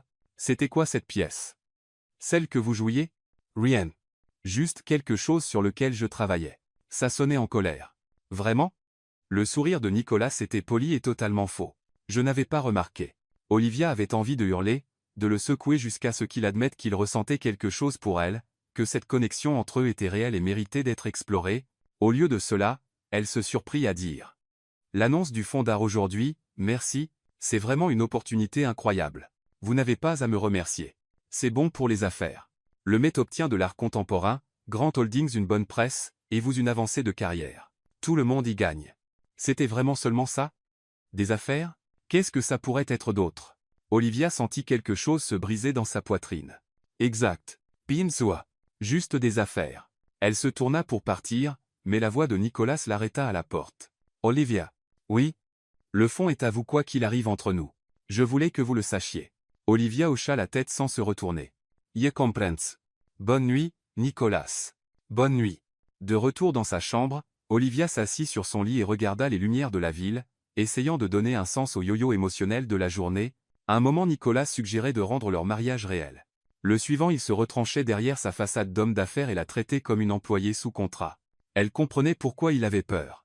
Catherine l'avait profondément blessé, et la confiance ne venait pas facilement à un homme qui avait appris tôt que les personnes les plus proches étaient celles qui pouvaient vous détruire. Mais comprendre sa peur ne rendait pas moins douloureux le fait qu'il l'utilise comme arme contre elle. Le téléphone d'Olivia vibra avec un texto de sa mère. On a passé une journée tellement agréable, Nicolas est clairement fou de toi, ma chérie. Ne laisse pas l'orgueil se mettre en travers du bonheur. Si seulement c'était si simple, pensa Olivia. Si seulement Nicolas se permettait d'être fou d'elle au lieu de lutter à chaque étape. Un coup à sa porte interrompit sa rumination. Olivia ouvrit et trouva Madame Liu tenant un plateau avec du thé et ce qui ressemblait à des cookies faits maison. Vous avez l'air triste, annonça Madame Liu en entrant sans attendre d'y être invitée. Nicolas avait l'air triste aussi. Vous êtes tous les deux assis dans des pièces différentes à être tristes au lieu de vous parler. Madame Liu, c'est compliqué. Ce n'est pas compliqué. Vous l'aimez. Il vous aime. Vous êtes tous les deux trop têtus pour l'admettre. Madame Liu posa le plateau et fixa Olivia d'un regard sévère. J'ai élevé ce garçon, et je ne l'ai jamais vu se soucier de quelqu'un comme il se soucie de vous. Il a une drôle de façon de le montrer. Il a peur. L'expression de Madame Liu s'adoucit. Cette femme, Catherine, elle a brisé quelque chose en lui. Elle lui a fait croire que se soucier de quelqu'un signifiait leur donner le pouvoir de le détruire. Alors qu'est-ce que je suis censé faire? Attendre en espérant qu'il décide un jour que je vaux le risque? Vous êtes censé être patiente, et vous battre pour lui. Madame Liu s'assit à côté d'Olivia. Ce garçon a été seul toute sa vie, Olivia. Même quand ses parents étaient vivants, ils étaient trop occupés par les affaires pour vraiment le voir. Il ne sait pas comment laisser les gens entrer. Peut être qu'il ne veut pas me laisser entrer. Peut être qu'il est terrifié à l'idée de vouloir vous laisser entrer. Madame Liu tapota la main d'Olivia. Donnez-lui du temps, mais ne baissez pas les bras. Après le départ de Madame Liu, Olivia resta allongée dans son lit à fixer le plafond. 3 mois restaient sur leur contrat. 3 mois pour déterminer si ce qu'ils avaient valait la peine de se battre, ou si elle se berçait d'illusions sur les sentiments de Nicolas. Dehors, la ville bruissait de vie et de possible. Quelque part dans ce même Pentase, Nicolas était probablement allongé dans son propre lit, fixant son propre plafond, menant la même bataille intérieure entre ce qu'il voulait et ce qu'il croyait être sûr. Olivia ferma les yeux et prit une décision. Elle ne renoncerait pas à lui. Pas encore. Mais elle n'allait pas non plus attendre indéfiniment qu'il décide qu'elle valait le risque. Si Nicolas Grand voulait continuer à jouer, elle allait lui montrer qu'Olivia Harper était une adversaire à sa hauteur. Après tout, elle avait passé sa carrière à étudier l'art, et elle savait quelque chose sur la patience, la persévérance et la valeur des choses pour lesquelles il valait la peine d'attendre. La question était, Nicolas allait-il se laisser convaincre que certains risques valaient d'être pris? Seul le temps le dirait. Divers lieux de New York. Le dernier mois. La vente aux enchères caritatives du Guggenheim battait son plein, l'élite de Manhattan enchérissant des sommes astronomiques sur tout, des week-ends d'escapade aux collections d'art privé. Olivia se tenait à côté de Nicolas, jouant le rôle de l'épouse dévouée tout en comptant intérieurement les jours jusqu'à l'expiration de leur contrat, 23 jours. Pas qu'elle comptait, bien sûr. Lot 47, annonça le commissaire-priseur. Une performance privée de piano par la pianiste classique mondialement reconnue Elena Moreau dans la maison du gagnant. Les enchères commencent à 50 000 $. Olivia sentit Nicolas se raidir à côté d'elle. Elle leva les yeux vers son visage et fut surprise de voir quelque chose qui ressemblait presque à du désir dans son expression. « Vous la connaissez » murmura Olivia. « Nous étions à Juillard ensemble, avant. » La voix de Nicolas s'éteignit. Avant que tout change. Olivia étudia son profil, remarquant la crispation de sa mâchoire quand il mentionna Juillard, une autre pièce du puzzle Nicolas Grand qu'elle ignorait. « Vous avez fait une école de musique ?» « Pendant 2 ans. Mes parents trouvaient ça une perte de temps. Ils disaient que je devais me concentrer sur la formation aux affaires. Ils sont morts pendant ma 2e année, et j'ai abandonné pour diriger l'entreprise. » La voix de Nicolas était soigneusement neutre, mais Olivia perçut le vieux regret dessous. Elena était ma meilleure amie. Nous devions obtenir notre diplôme ensemble, être formé un duo de piano. Qu'est-il arrivé à ce rêve? Les rêves sont des luxes que je ne pouvais pas me permettre. Les enchères pour la performance d'Elena montaient rapidement, 75 000, 100 000, 125 000. Olivia observa le visage de Nicolas, voyant la guerre entre désir et pragmatisme se jouer dans ses yeux verts. Sans vraiment réfléchir, Olivia leva sa palette. 150 000, lança-t-elle clairement. Nicolas la regarda, choqué. Olivia, que faites-vous? 175, vint une voix de l'autre côté de la salle. Olivia regarda Nicolas droit dans les yeux en levant à nouveau sa palette. 200 000. Le commissaire-priseur scruta la salle avec espoir, mais aucune autre palette n'apparut. 1 fois. 2 fois. Adjugé à Madame Grand pour 200 000 $. Des applaudissements épars remplirent la salle, mais Olivia les entendit à peine. Elle était trop concentrée sur le visage de Nicolas, qui était passé par plusieurs émotions en succession rapide. Choc, confusion, et quelque chose qui aurait pu être de la gratitude. « Pourquoi avez-vous fait ça » demanda-t-il doucement alors qu'il s'éloignait de la zone des enchères. « Parce que dans 20 ans, quand vous serez assis seul dans ce grand Penthouse, vous regretterez plus de ne pas avoir renoué avec une vieille amie que de dépenser 200 000 $. Nicolas resta silencieux un long moment, ses yeux verts scrutant son visage avec une intensité qui la fit se sentir exposée. « Ce n'est pas votre argent que vous venez de dépenser. Techniquement le nôtre, selon le contrat, Olivia releva Lementon. Considérez ça comme mon cadeau de mariage à mon mari. » Les mots restèrent suspendus entre eux, chargés d'un sens qui allait bien au-delà de leur arrangement d'affaires. L'expression de Nicolas s'adoucit, et pendant un instant Olivia crut qu'il allait dire quelque chose de vrai, quelque chose qui reconnaîtrait les sentiments qu'il dansait autour depuis des mois. Au lieu de cela, il redressa sa cravate et repassa en mode homme d'affaires. Massé. C'était attentionné. Olivia sentit la piqûre familière de son repli émotionnel, mais elle apprenait à mieux cacher sa déception. Drin. Le reste de la soirée passa dans un tourbillon de champagne, bavardage et démonstration publique d'affection soigneusement chorégraphiée. Olivia sourit et joua son rôle, mais intérieurement elle planifiait. 23 jours restants signifiaient 23 jours pour percer les murs de Nicolas, ou accepter que certaines personnes avaient trop peur de se faire mal pour vraiment vivre. Le lendemain matin, Olivia était dans la cuisine en train de préparer du café quand Madame Liu entra avec son énergie habituelle sans détour. Elena Moreau a appelé, annonça Madame Liu sans préambule. Elle veut programmer la performance pour vendredi soir. Elle était très excitée d'avoir des nouvelles de Nicolas après tant d'années. Olivia manqua de lequel s'atasse. Elle a déjà appelé? Apparemment les nouvelles voyagent vite dans les cercles de musique classique. Elle a aussi dit qu'elle suivait la carrière de Nicolas et qu'elle était fière de ce qu'il avait accompli. Madame Liu lança à Olivia un regard étendu. C'était une belle chose que vous avez faite hier soir. Je pensais simplement qu'il avait besoin de renouer avec son passé. Olivia haussa les épaules.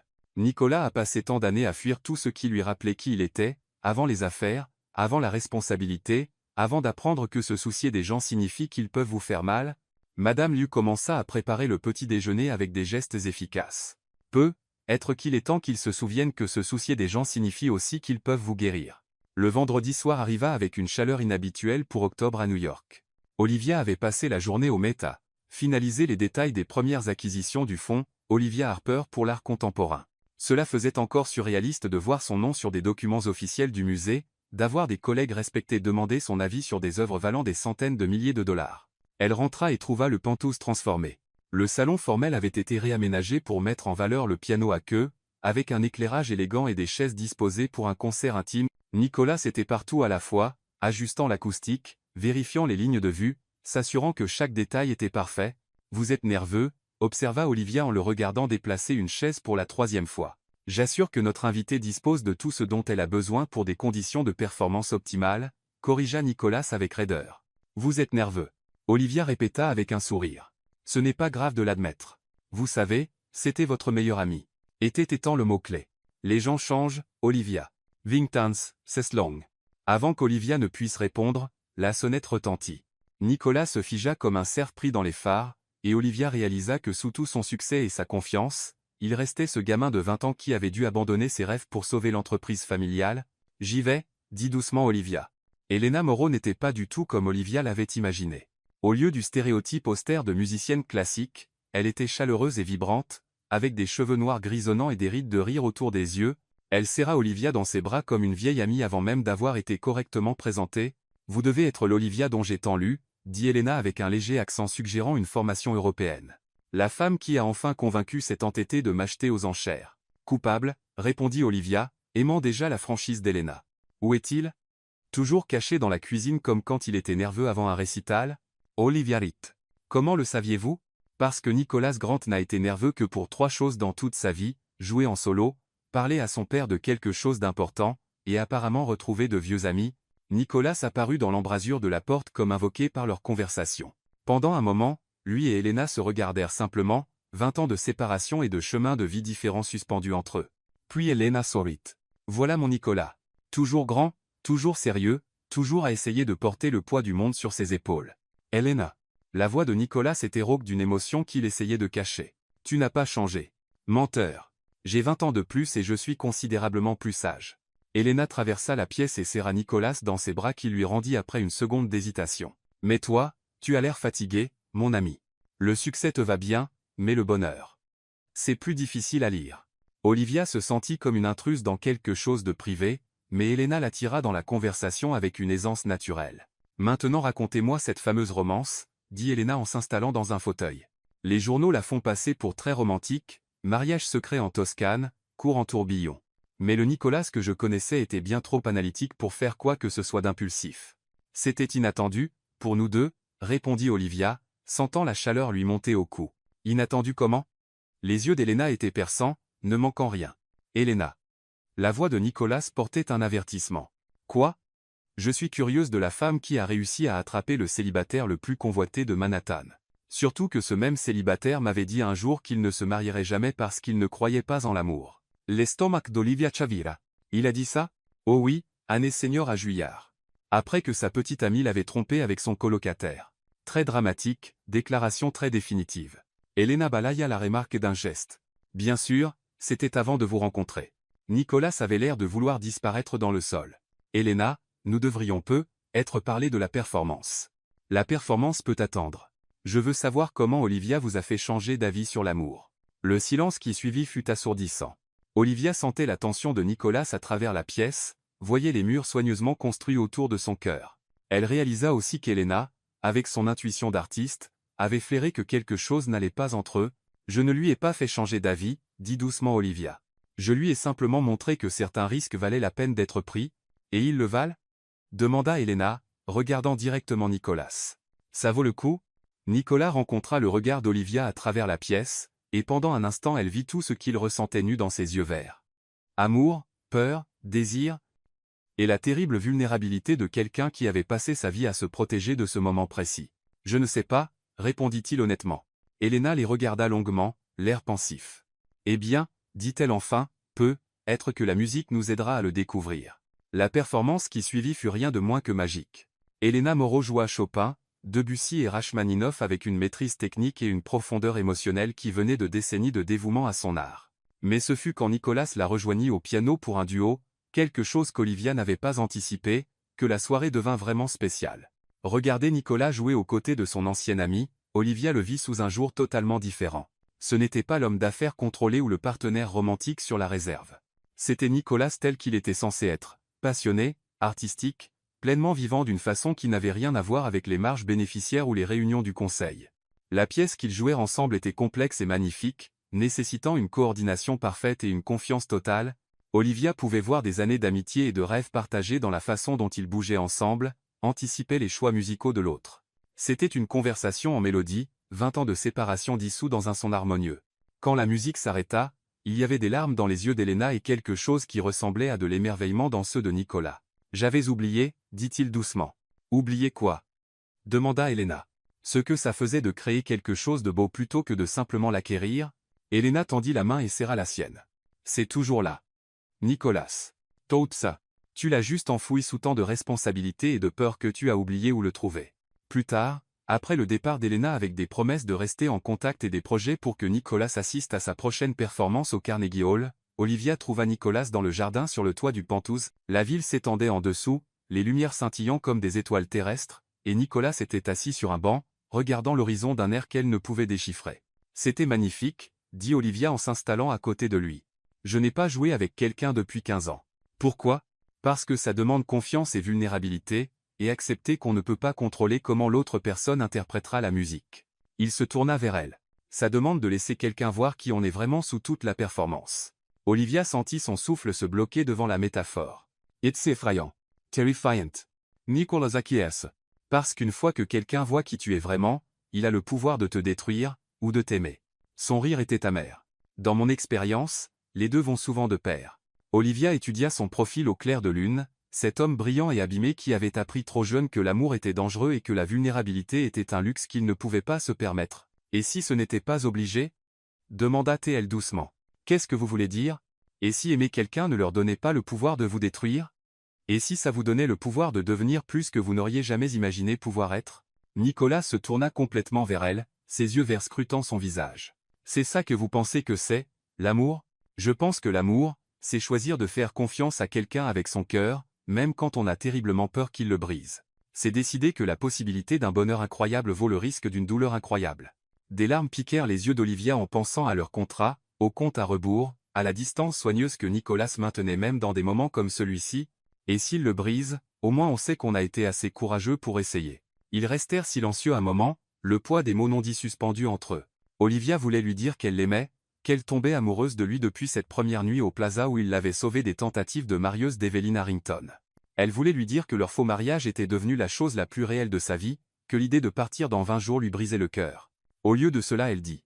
Helena avait raison, vous savez, vous avez l'air fatigué. Je travaille trop. Ce n'est pas ce genre de fatigue, et vous le savez. Nicolas soupira. Que voulez-vous que je dise, Olivia? Je veux que vous disiez ce que vous ressentez vraiment au lieu de vous cacher derrière du jargon d'affaires et des murs émotionnels. Ce que je ressens. Nicolas se leva et se mit à faire les 100 pas dans le petit jardin. Je ressens que j'ai fait une erreur.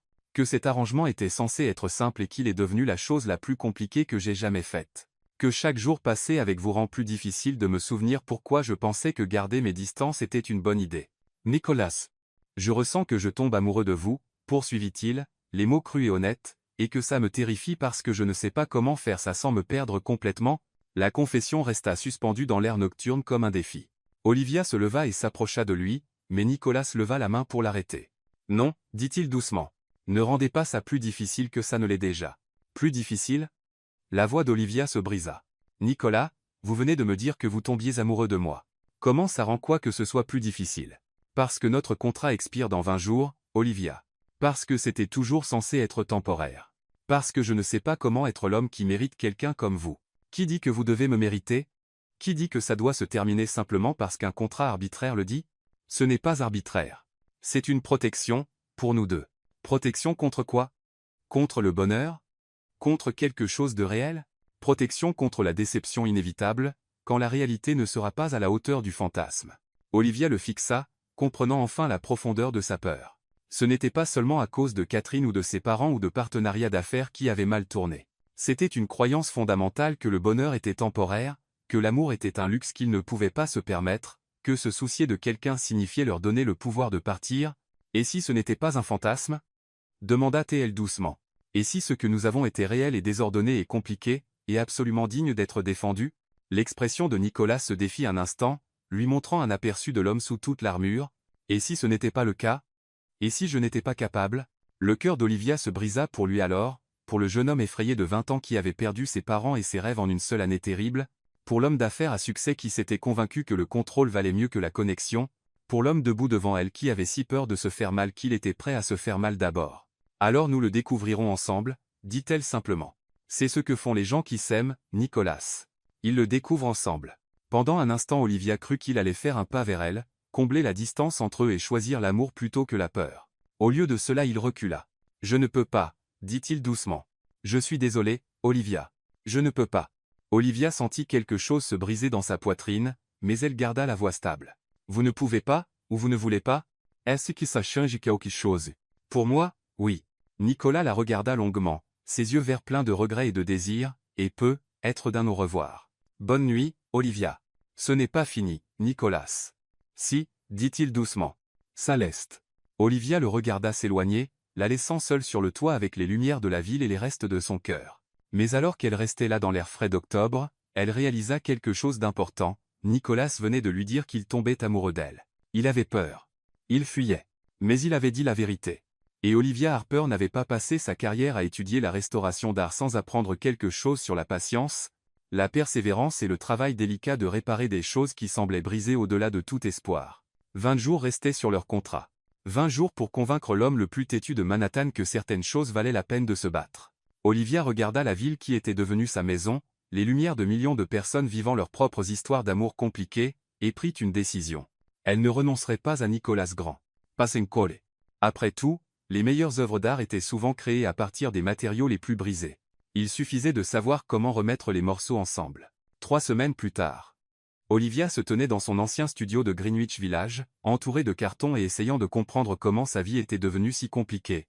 Le contrat de 6 mois avait expiré 2 jours plus tôt, et fidèle à sa parole, Nicolas avait respecté chaque détail de leur accord. Les papiers du divorce étaient déposés. Le fonds Olivia Harper pour l'art contemporain était officiellement créé avec elle comme directrice permanente, et elle était financièrement assez à l'aise pour s'offrir un appartement bien plus agréable que ce minuscule studio. Mais elle avait gardé le bail de son ancien logement. Et maintenant elle comprenait pourquoi. Elle avait besoin d'un endroit qui ressemble à une maison, un endroit qui ne soit pas rempli de souvenirs de café du matin avec Nicolas, de musique de piano dans le noir, de moments où elle avait cru qu'ils construisaient quelque chose de réel ensemble. Son téléphone vibra avec un énième texto de sa mère demandant comment elle s'adaptait à la vie de célibataire. Claire Harper avait été dévastée par l'annonce du divorce, incapable de comprendre comment un couple qui semblait si parfait pouvait avoir des différences irréconciliables après seulement 6 mois. Olivia avait laissé tout le monde croire que c'était à l'amiable, qu'elle et Nicolas avaient simplement réalisé qu'ils voulaient des choses différentes. C'était plus facile que d'expliquer qu'elle était tombée amoureuse d'un homme qui avait trop peur de se faire mal pour se permettre d'être heureux. Un coup à sa porte interrompit sa rumination. Olivia ouvrit et trouva Madame Liu dans le couloir tenant un plat couvert et arborant une expression qui suggérait qu'elle était prête à la bataille. Madame Liu, comment saviez-vous que j'étais ici? Nicolas me l'a dit. Madame Liu passa devant Olivia dans le petit appartement, posant le plat sur le comptoir. Il m'a aussi dit que vous ne reviendriez pas aux Pantous. Le contrat est expiré. Nous avons convenu qu'il était temps de passer à autre chose. Le contrat était absurde et nous le savons tous les deux. Madame Liu la fixa d'un regard sévère. Ce garçon est misérable depuis 3 semaines. Il ne mange pas, ne dort pas, s'énerve contre quiconque essaie de lui parler. Hier je l'ai surpris à jouer cette triste musique de piano à 3 heures du matin. Le cœur d'Olivia se serra à cette image. Madame Liu, je ne peux pas le forcer à vouloir quelque chose qu'il est déterminé à éviter. Vous pouvez vous battre pour lui. J'ai essayé. Il a clairement dit qu'il ne voulait pas qu'on se batte pour lui. Madame Liu resta silencieuse un moment, étudiant le visage d'Olivia. Vous a-t-il parlé de ses parents? Il a dit qu'ils étaient morts dans un accident de voiture quand il avait 6 ans. Vous a-t-il raconté ce qui s'est passé la nuit avant leur mort? Olivia secoua la tête. Madame Liu s'installa dans l'unique fauteuil d'Olivia avec l'air de quelqu'un qui se prépare à une longue histoire. Nicolas avait été accepté dans plusieurs programmes de musique prestigieux, Juilliard, Curtis, New England Conservatory. Il voulait devenir musicien professionnel, être pianiste de concert. Ses parents trouvaient ça stupide.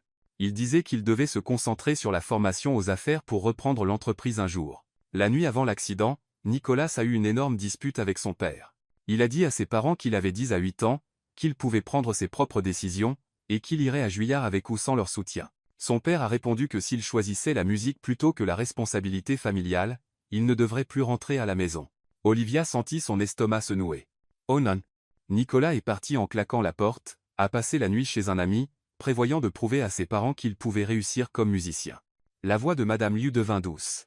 Ils sont morts le lendemain matin en allant à une réunion d'affaires. Nicolas n'a jamais pu s'excuser, jamais pu arranger les choses. Il a passé 20 ans à croire que s'il n'avait pas été si égoïste, s'il avait simplement accepté ses responsabilités plutôt que de courir après ses rêves, être qu'il n'aurait pas été dans sa voiture. Ce n'était pas sa faute. Non. Mais la culpabilité n'écoute pas la logique. Nicolas a passé toute sa vie d'adulte à essayer d'expier cette dispute, à essayer d'être le fils que son père voulait plutôt que l'homme qu'il était censé être. Il s'est convaincu que vouloir des choses pour lui-même, bonheur, amour, une vie en dehors du travail, était égoïste et dangereux. Comment puis-je l'aider à voir que ce n'est pas le cas? En étant patiente, et en lui rappelant que certaines choses valent le risque. Après le départ de Madame Liu, Olivia resta assise dans son minuscule appartement et réfléchit à tout ce qu'elle venait d'apprendre. Nicolas n'avait pas seulement peur de l'amour. Il avait peur de vouloir quoi que ce soit pour lui-même. Il avait passé tant d'années à être le responsable, celui qui sacrifiait ses rêves pour le devoir, qu'il avait oublié qu'il méritait le bonheur. Olivia prit son téléphone et fit défiler ses contacts jusqu'à trouver le numéro d'Elena Moreau.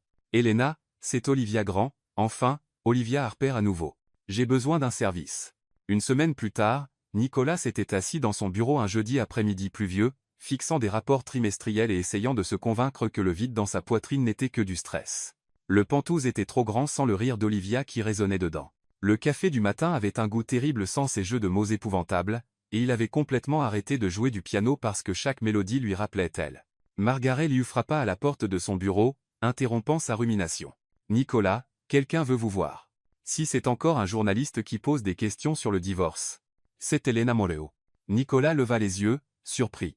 Il n'avait pas parlé à Elena depuis la soirée de sa performance, bien qu'ils aient échangé quelques textos sur son prochain concert au Carnegie Hall. Fights la entrèrent. Elena entra dans son bureau avec la même énergie vibrante qu'elle avait apportée aux pantouses, mais son expression était sérieuse. « Il faut qu'on parle », dit-elle sans préambule. « Elena, si c'est à propos du concert au Carnegie Hall, je ne suis pas sûre d'être dans le bon état d'esprit. Ce n'est pas à propos de ma performance. C'est à propos de la tienne. » Nicolas fronça les sourcils. « Je ne vois pas ce que vous voulez dire. Il y a 20 ans tu as abandonné la musique parce que tu pensais devoir choisir entre tes rêves et tes responsabilités familiales. Maintenant tu abandonnes l'amour pour la même raison. » Nicolas sentit ses défenses monter. « Ma vie est personnelle l'enneste. Ta vie personnelle est la performance la plus triste que j'ai jamais vue. Et ça vient de quelqu'un qui a entendu beaucoup d'interprétations tragiques de Chopin. » La voix d'Elena était douce, mais ferme. « Nicolas, de quoi as-tu si peur? » « Je n'ai peur de rien. » Menteur. Elena s'avance. « Tu as la terreur de la même chose qu'à 10 à 8 ans, de vouloir quelque chose si fort que le perdre te détruirait. » Nicolas resta silencieux un long moment. « Et si ça arrivait? Et si ça n'arrivait pas? Et si la chose dont tu as le plus peur de te passer était en réalité celle qui pourrait te sauver? » Elena. « Olivia m'a appelé. » Le cœur de Nicolas s'arrêta. « Quoi? Elle m'a tout raconté, votre arrangement, le contrat, comment tu t'es convaincu que ce que vous ressentiez l'un pour l'autre n'était pas réel. » Elena Sorit. « Cette femme t'aime, Nicolas. Vraiment, profondément. Pas ton argent, pas ton succès, pas l'image que tu projettes au monde. Elle aime l'homme qui joue une musique mélancolique dans le noir, qui s'inquiète des études d'impact environnemental, et qui crée des fonds d'art pour des conservatrices qui font des jeux de mots épouvantables sur le café. » Nicolas sentit quelque chose se fissurer dans sa poitrine. « Ça n'a pas d'importance. C'est la seule chose qui en est. » Elena s'éleva. « Le contrat est expiré. Nous étions d'accord. Le contrat était un filet de sécurité que tu t'étais construit parce que tu avais trop peur d'admettre que tu tombais amoureux. » Elena se dirigea vers la porte, puis s'arrêta. « Mais voilà le truc avec les filets de sécurité, mon ami, parfois ils t'empêchent d'apprendre à voler. Au fait, ajouta-t-elle, Je joue au Carnegie Hall vendredi prochain. Olivia y sera. Elle aide à sponsoriser l'événement via son nouveau fonds d'art. Tu devrais venir. Elena. Pas pour moi. Pas pour la musique. Pour toi. Pour l'homme que tu étais avant de décider que vouloir des choses était dangereux. Le sourire d'Elena était triste mais plein d'espoir. Il est toujours là, Nicolas. Il suffit d'avoir le courage de le laisser sortir. Après le départ d'Elena, Nicolas resta seul dans son bureau tandis que la pluie ruisselait sur les vitres. Il pensa au sourire d'Olivia devant le café du matin, à la façon dont elle le regardait quand il jouait du piano, à la nuit sur le toit où elle lui avait dit que l'amour c'était choisir de faire confiance à quelqu'un avec son cœur, même quand on avait terriblement peur. Il pensa à ses parents, à la dispute qui le hantait depuis 20 ans, au choix qu'il avait fait par culpabilité et peur plutôt que par amour et espoir. Il pensa aux 6 mois où il avait fait semblant d'être marié à Olivia Harper, et comment ces 6 mois avaient été les plus heureux de sa vie d'adulte. Nicolas prit son téléphone et fit défiler ses contacts jusqu'à trouver le numéro qu'il cherchait. Docteur Rivera, ici Nicolas Grand. J'aimerais prendre rendez-vous. Il est temps que je règle certaines choses que j'évite depuis trop longtemps. Carnegie Hall. Une semaine plus tard, Olivia était assise au premier rang du Carnegie Hall, portant la robe Valentino bleu nuit de leur première apparition publique et essayant de ne pas scruter le public à la recherche du visage familier de Nicolas. Elena lui avait assuré qu'il viendrait, mais Olivia essayait de ne pas se faire trop d'espoir. Le mois passé avait été un tourbillon. Établir le nouveau fonds d'art, emménager dans un bel appartement de l'Upper West Side, apprendre à naviguer la société new-yorkaise, en tant que femme divorcée, plutôt que femme de milliardaire. Professionnellement elle allait bien, mieux que bien, en réalité, le fonds générait déjà du buzz dans les cercles muséaux, et on lui avait proposé plusieurs collaborations excitantes, mais personnellement Nicolas lui manquait tellement que c'était une douleur physique. Son humour sec, sa gentillesse inattendue, la façon dont il la regardait comme si elle était précieuse et rare. Le potentiel qu'ils avaient eu, le futur qu'ils auraient pu construire s'il avait été assez courageux pour prendre le risque. Les lumières s'éteignirent, et Elena apparut sur scène dans une élégante robe noire. Elle s'assit au piano à queue et commença à jouer, et Olivia fut immédiatement transportée par la beauté de la musique. Elena avait choisi un programme de pièces romantiques, Ballade Nœud-d'Euro 1 de Chopin, Clair de lune de Debussy, Concerto pour piano Nœud-d'Euro de Rachmaninoff. Chaque pièce était plus belle que la précédente, jouée avec la profondeur émotionnelle qui vient de comprendre que la musique est un langage du cœur. Ce fut pendant l'entracte qu'Olivia le vit enfin. Nicolas se tenait au fond de la salle, terriblement beau dans son smoking noir mais en quelque sorte différent, plus doux, être moins sur la défensive. Leurs regards se croisèrent dans le hall bondé, et Olivia sentit son cœur rater plusieurs battements. Il marchait vers elle, se frayant un chemin à travers la foule bavarde avec une détermination évidente. Olivia resta figée, ne sachant pas si elle devait courir vers lui ou s'enfuir. « Olivia » dit Nicolas en arrivant à sa hauteur, la voix rauque d'émotion. « Nicolas » La voix d'Olivia était plus stable qu'elle ne se sentait. « Je n'étais pas sûr que vous viendriez. » Elena sait être très persuasive. Le sourire de Nicolas était hésitant, incertain. « Vous êtes magnifique. »« Merci. » Ils restèrent là un moment, le brouhaha de l'entracte coulant autour d'eux, tous deux semblant incertains de comment combler la distance qui s'était creusée. « Commentariez beau » demanda enfin Nicolas. « Bien. Occupé. Le fond d'art me tient sur le qui-vive. » Olivia replaça une mèche derrière son oreille, un geste nerveux que Nicolas reconnut. « Êtes-vous misérable » répondit Nicolas honnêtement. « Absolument misérable. » Olivia retint son souffle devant cet aveu brutal. « Nicolas. Je vois une thérapeute, poursuivit-il, les mots sortant en rafale. Je règle des choses que j'aurais dû régler il y a 20 ans, j'essaie de comprendre pourquoi j'ai si peur de vouloir des choses qui pourraient me rendre heureux. Et qu'avez-vous découvert ? Que j'ai eu si peur de perdre les gens que j'aime que je les ai repoussés avant qu'ils puissent partir d'eux-mêmes. Il fit un petit pas plus près. Et que les 6 mois où j'ai été marié à vous ont été les 6 meilleurs mois de ma vie, même s'ils ont commencé par un mensonge. Nicolas. Et que je suis fatigué d'avoir peur. Qu'est-ce que vous êtes en train de dire ? Je dis que je vous aime, Olivia Harper. J'aime vos horribles jeux de mots sur le café, votre passion pour l'art et la façon dont vous voyez le meilleur chez les gens, même quand ils ne le voient pas chez eux-mêmes. J'aime que vous m'ayez acheté une performance de piano parce que vous pensiez que j'avais besoin de renouer avec une vieille amie. J'aime que vous vous battiez pour les choses en lesquelles vous croyez, même quand l'une de ces choses est moi. Olivia sentit des larmes couler sur ses joues. Je dis que je sais que notre contrat est expiré et que nous avions convenu d'une rupture nette, mais j'espère que vous seriez prête à négocier de nouveaux termes. Olivia rit à travers ses larmes. Quel genre est termes ? Le genre où cette fois c'est réel. Le genre où nous nous promettons de nous aimer pour le meilleur et pour le pire, dans la maladie et dans la santé, aussi longtemps que nous vivrons tous les deux. Il ouvrit l'écrin pour révéler une magnifique bague vintage, Style art déco avec un diamant central entouré de plus petits qui captaient les lumières du hall comme des étoiles. Olivia Harper, voulez-vous m'épouser, pour de vrai cette fois? Olivia regarda la bague, le visage plein d'espoir de Nicolas, la foule d'inconnus qui s'étaient arrêtés pour assister à ce drame romantique inattendu. Elle pensa à leur contrat, aux murs soigneux qu'ils avaient construits autour de leur cœur, aux 6 mois où ils avaient fait semblant de s'aimer alors qu'ils tombaient vraiment amoureux. Oui, murmura-t-elle, puis plus fort. Oui, absolument. Oui. Nicolas glissa la bague à son doigt de main tremblante, puis se releva et l'embrassa tandis que le hall du Carnegie Hall explosait en applaudissements. Ce fut leur premier vrai baiser, pas de caméra, pas de contrat, pas de comédie. Juste de l'amour, enfin reconnu et librement donné. Quand ils se séparèrent, Olivia pleurait et riait en même temps. « Je vous aime aussi », dit-elle contre ses lèvres. « Je vous aime tellement que ça me faisait peur. »« Nous le découvrirons ensemble », répondit Nicolas, reprenant ses mots de cette nuit sur le toit. « C'est ce que font les gens qui s'aiment, non ? » Exactement. La seconde partie du concert d'Elena fut un flou de musique magnifique et de regards volés entre Olivia et Nicolas. Ils se tenaient la main comme des adolescents, se chuchotant parfois et récoltant des regards désapprobateurs d'autres spectateurs. Quand Elena termina sa dernière pièce, une interprétation déchirante du nocturne en mi bémol majeur de Chopin, le public se leva dans un tonnerre d'applaudissements. Elena trouva Olivia et Nicolas dans la foule après et sourit, les yeux pétillants de satisfaction. Plus tard, à la réception dans la loge verte, Elena les prit à part. « Alors, dit-elle avec un plaisir évident, on dirait que mon entremise a fonctionné. » « Entremise ?» Olivia semblait confuse. « Vous pensiez que c'était un hasard si j'ai choisi un programme entièrement romantique ? Ou que j'ai pris soin de mentionner à quel point vous étiez parfaits ensemble dans mon interview au Times ce matin ? Nicolas Ritt. Tu avais tout prévu. J'espérais. » L'expression d'Elena devint sérieuse. « Vous êtes faits l'un pour l'autre. N'importe qui avec des yeux pouvait le voir cette nuit-là chez vous. Vous aviez juste besoin de temps pour arrêter d'avoir peur et commencer à être courageux. »« Merci, » souffla Olivia. « Pour tout.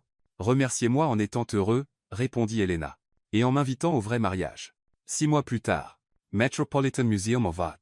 Olivia se tenait dans le temple de Dendur, entourée de 200 de leurs amis et familles les plus proches, portant une robe qui la faisait se sentir comme une princesse et regardant Nicolas l'attendre devant un hôtel décoré de roses blanches et de gypsophiles.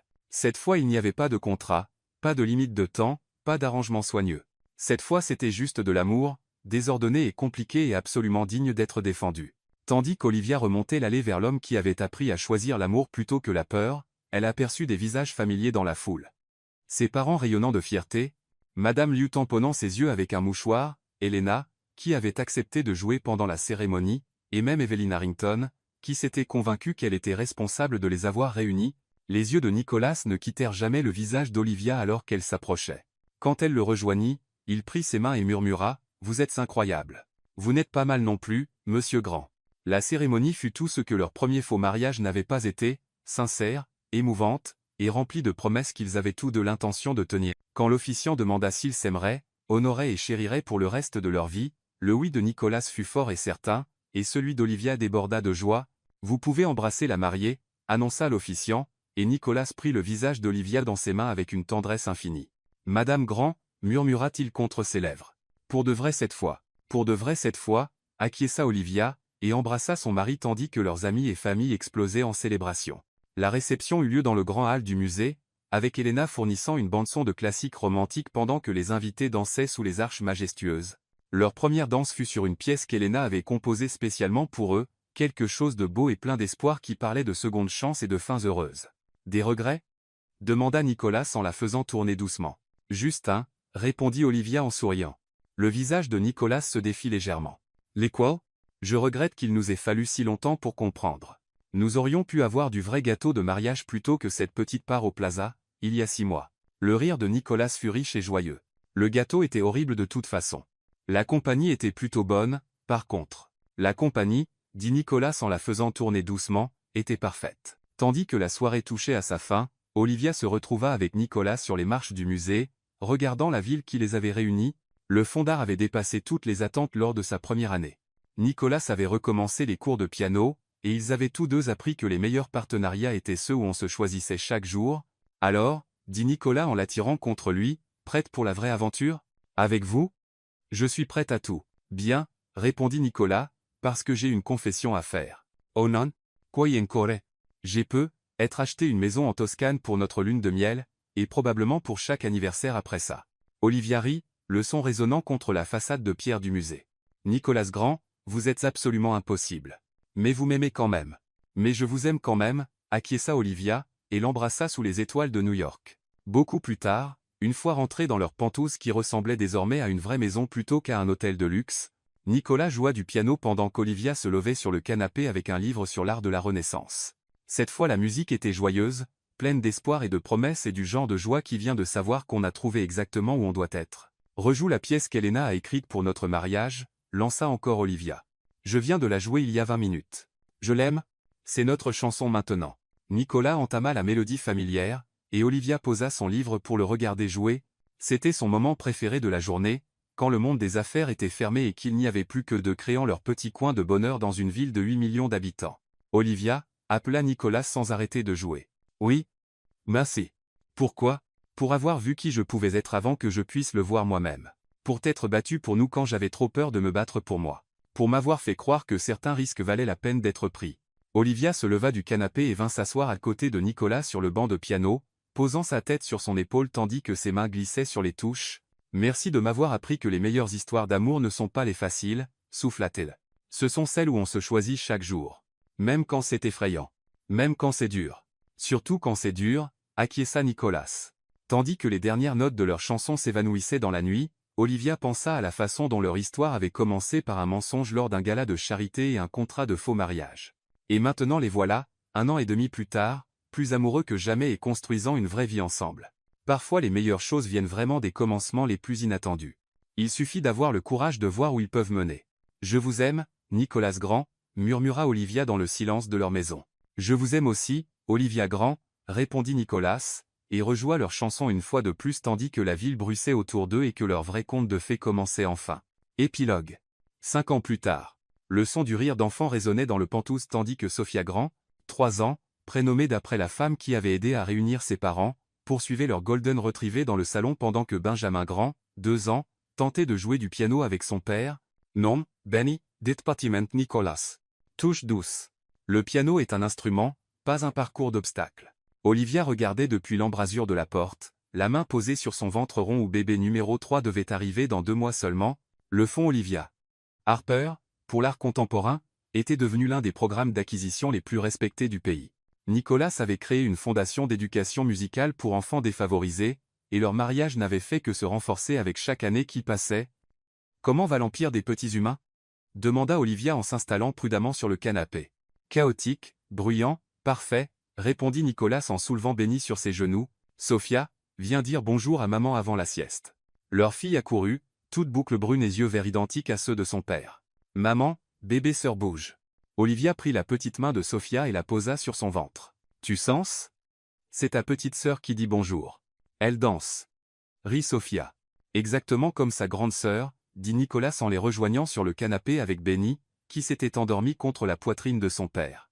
Madame Liu dit que le dîner sera prêt dans 1 heure, annonça Olivia. Elle prépare ton préféré, ce poulet avec la sauce compliquée. Elle nous gâte depuis la naissance des enfants. Elle nous gâte depuis le jour où on l'a rencontrée, corrigea Olivia. Tu te souviens quand elle m'a dit que j'étais trop maigre? Vous l'étiez. Je fais pousser un être humain. Nicolas. Je pense que j'ai droit à un passe-droit sur les légumes. Nicolas se pencha et embrassa sa tempe. Vous avez droit à un passe-droit sur tout. Vous êtes parfaite.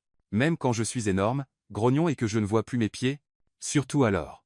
Petite Sophia s'était hissée sur le canapé entre eux et s'était maintenant endormie contre le flanc d'Olivia. Benny ronflait doucement dans les bras de Nicolas.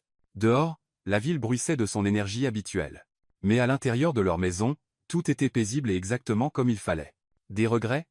Demanda doucement Olivia, reprenant la question de Nicolas de leur nuit de noces 5 ans plus tôt. Pas un seul. Répondit doucement Nicolas. Il regarda autour de lui leur vie, les jouets éparpillés sur les tapis persans hors de prix, les peintures aux doigts collées sur le réfrigérateur avec des aimants, le beau chaos d'une maison remplie d'amour, de rires et de crises occasionnelles de toddler. Et toi?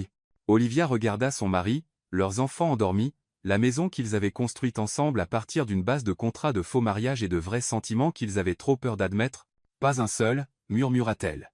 C'est exactement là où je suis censé être.